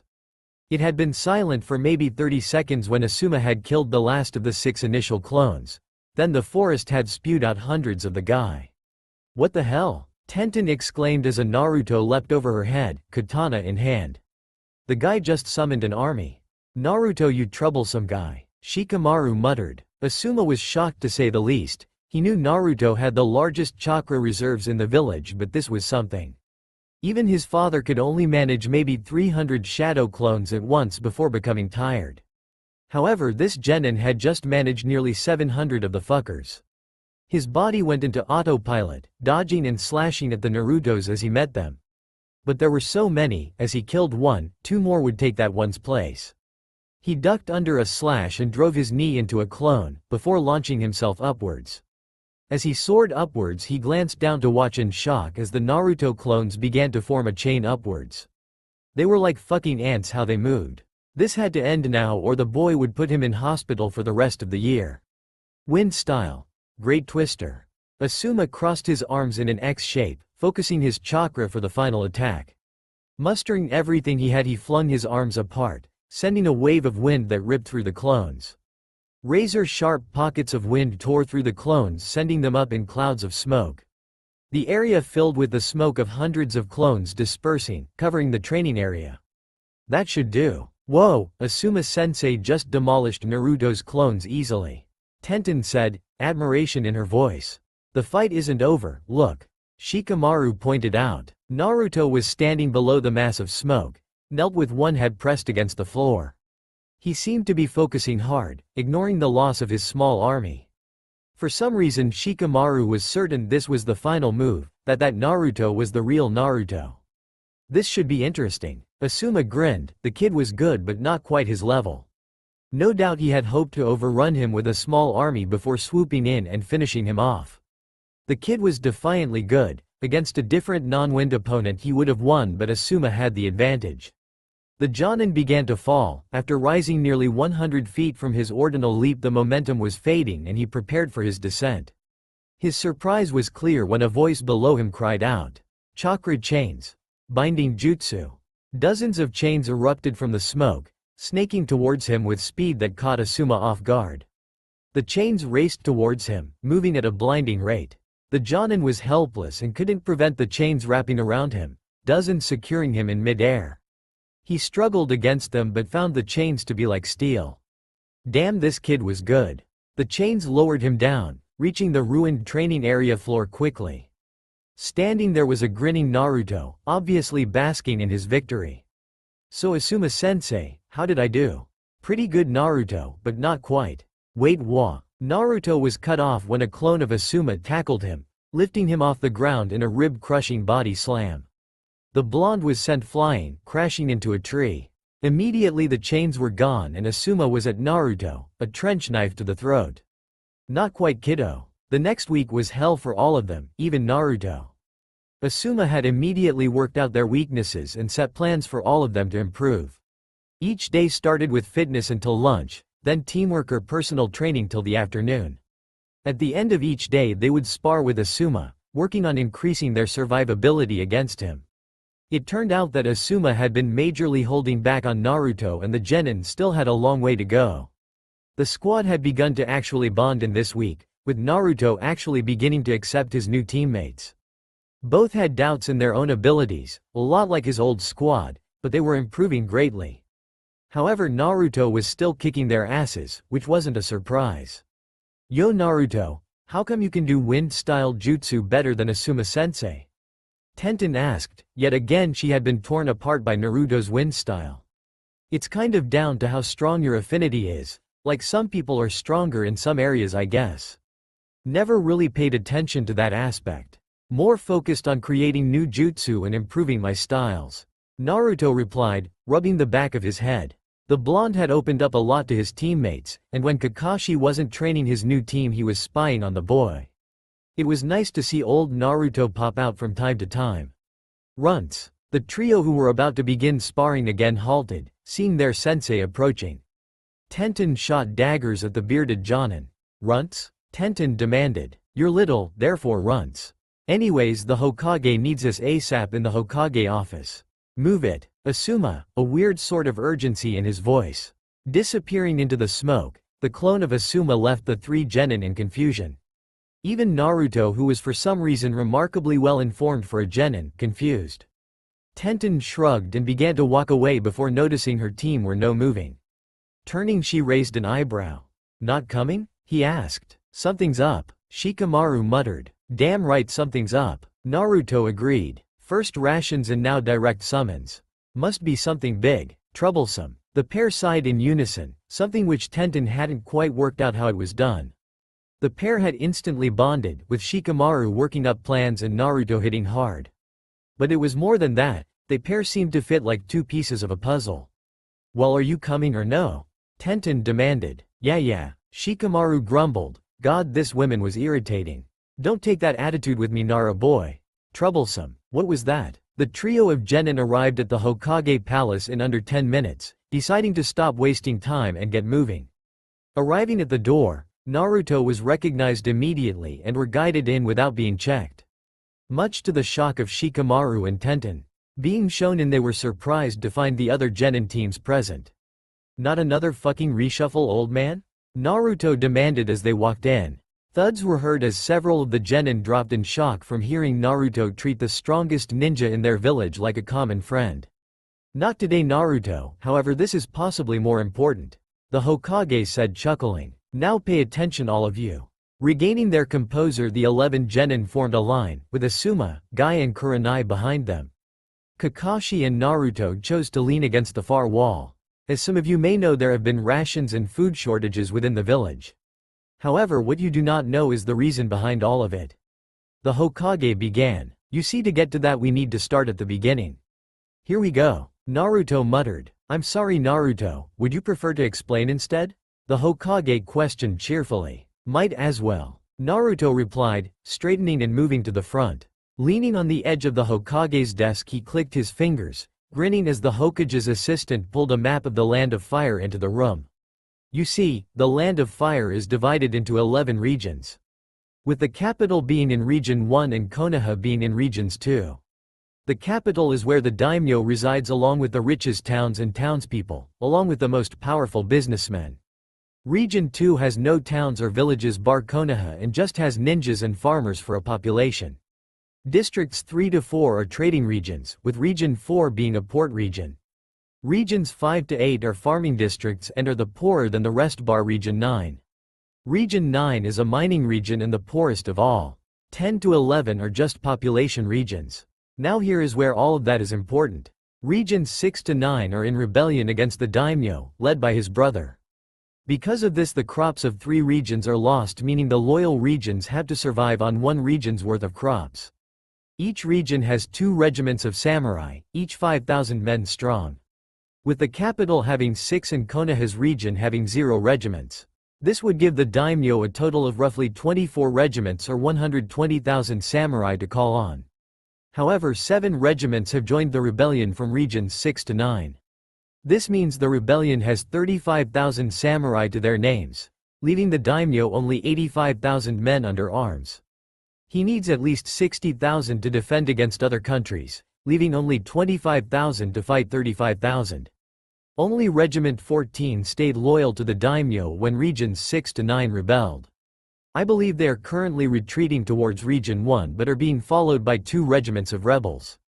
Our mission will most likely to be to gather the loyalists and guide them into the safety of Regions 1 or 2?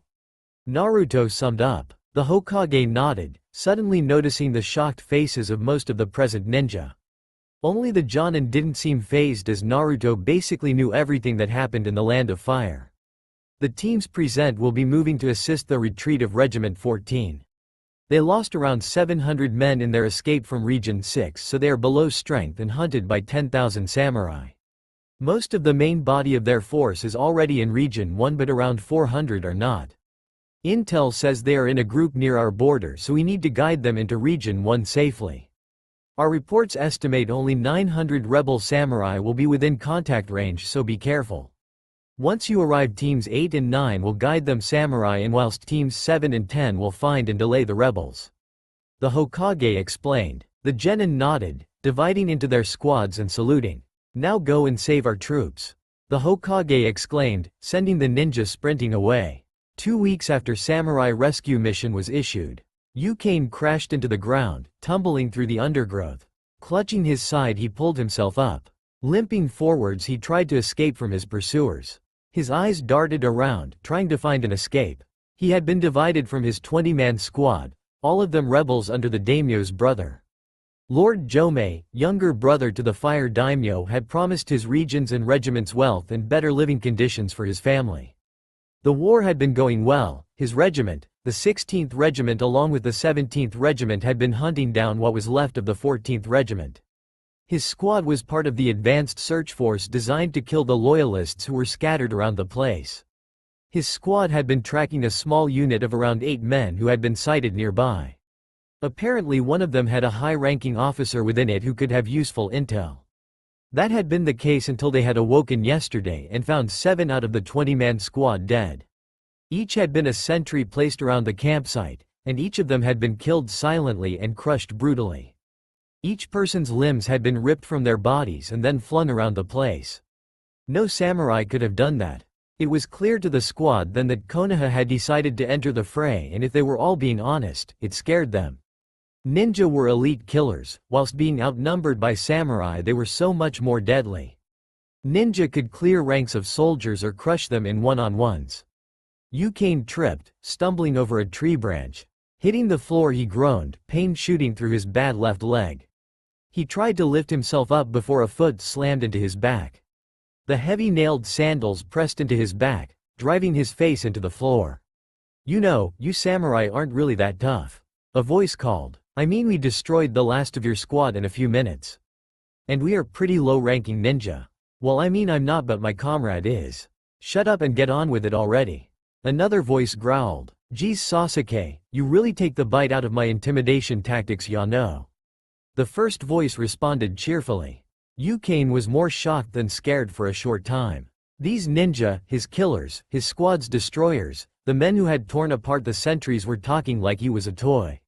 He had been about to shoot back a reply when a blade thudded through his armor, instantly killing him. That's the last of this squad. How many is that now? Naruto asked, pulling out his katana. That's 3 squads, so 60 samurai rebels.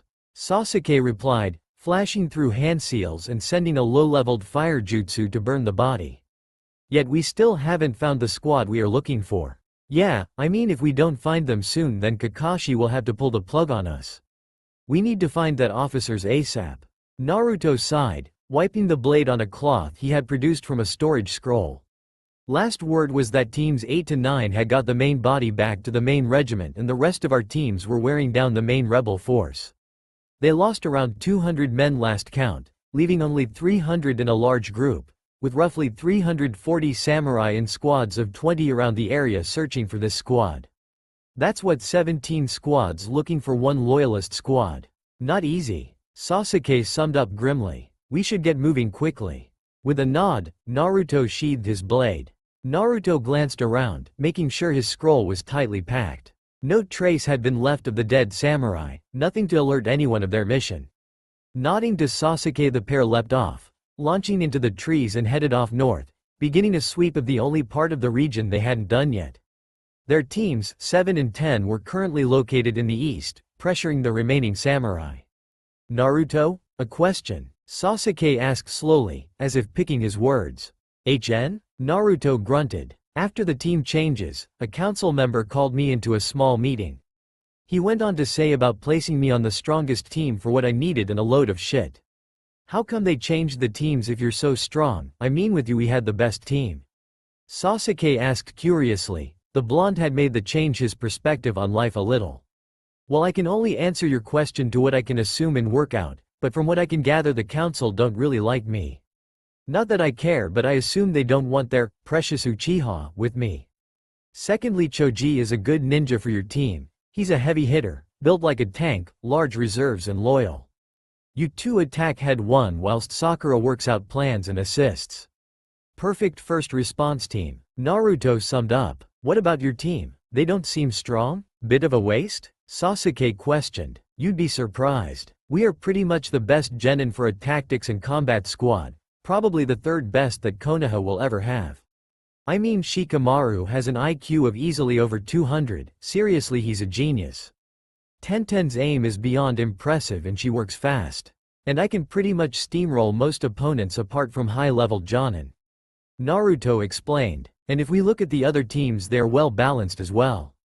Team 9, under Guy, is a tracking squad due to having a Hyuga and an Inuzuka, along with having the power to take down targets with Lee. Naruto carried on to explain as they powered through the countryside. Team 8 is infiltration, Kurenai. Their sensei is the second best genjutsu user I have met and the best currently in Konoha. With a Yamanaka, Aburame and a Hyuga, no fort is safe. I guess, just seems weird they decided to change the teams. Sasuke muttered. The pair continued, covering many miles in silence, only stopping once for a slight break. So far they had thought that it would be another uneventful day until Naruto's acute hearing picked up the faintest of sounds. Holding up his hand and catching Sasuke, he managed to swing himself and the raven-haired boy round, directing them towards the new sound. What the F? Sasuke began, but was silenced by Naruto. Sounds, fighting up ahead. We need to recon it first, then go in guns blazing, okay? Naruto ordered. Sasuke nodded, fully aware of the gravity of finding these samurai. Hopefully it was them. It would make the mission complete and they could regroup with Kakashi and Ko. As the pair started to gain ground on the noise Naruto heard, Sasuke began to hear faint sounds as well. As they closed, the faint sounds became distinct fighting noises. Ahead of the pair was a large clearing, causing both boys to approach carefully. Concealing themselves, they approached and positioned themselves to listen and see what was going on. Senka, turn yourself over. A samurai officer called out, stepping away from the group he was with. Naruto narrowed his eyes. The officer was clearly with the rebels, marked by their purple-painted armor. He was accompanied by roughly 160 men, 8 squads, and half of the men left searching for their missing loyalist samurai allies. In the center stood the 8 samurai survivors they were looking for. Senka was the name of the 14th Regiment commander, a grizzled veteran of a disgraced regiment. Fuck off, ya pricks, Senka called out, stepping forward also. Now Naruto could see Senka. The young blonde quickly looked him over. The man was heavily built, easily 6 foot 3 inches, roughly the same height as Kakashi, if not slightly taller. Heavy muscle could be seen under his distinctive dark red armor. An officer's plumed helmet hung on a bilt at his side, leaving a shaven head.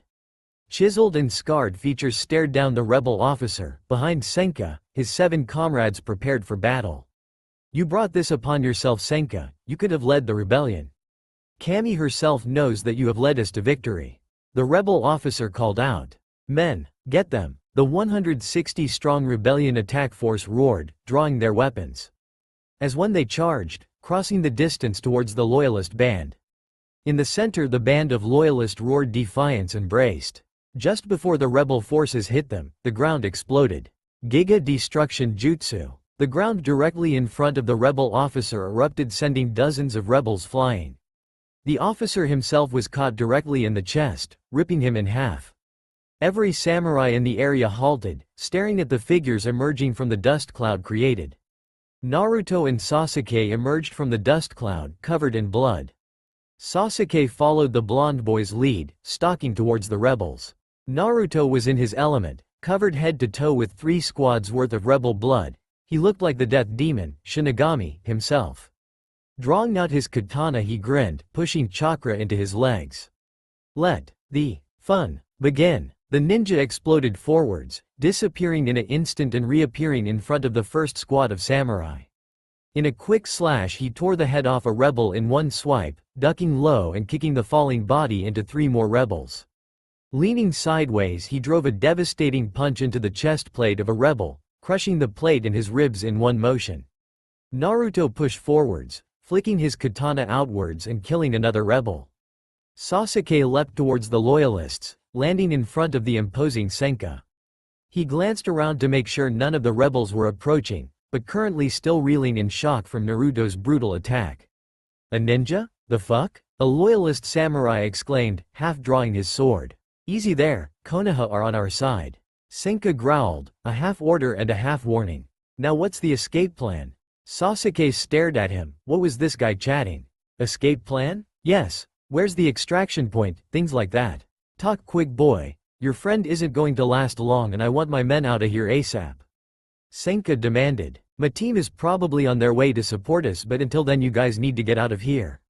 Sasuke said, turning to face the attacking samurai. Naruto was still fighting fiercely, driving his katana into rebels with force, ducking under slashes and swipes. But even he was beginning to become overrun. You see, samurai armor is chakra resistant to an extent, so jutsu were less potent. Only working at about 70% power compared to others. So the blonde was sticking to taijutsu and kenjutsu. Ninja, get my men out of here. Senka ordered, drawing his katana. They can go without me. Sasuke growled, drawing a kunai. That is an order, shinobi. Senka shouted. As a regiment commander, until you are at least a chunin you follow what I say, got it? Sasuke stared at the man, sizing him up. Finally, after many seconds, he nodded. Beckoning to the Loyalist samurai, he sprinted off. 6 of them followed, with the last about to leave before he noticed Senka standing still. Sir, are you not coming? Not this time, Kane. This time I fight. Senka responded, staring down the rebels who were swarming Naruto.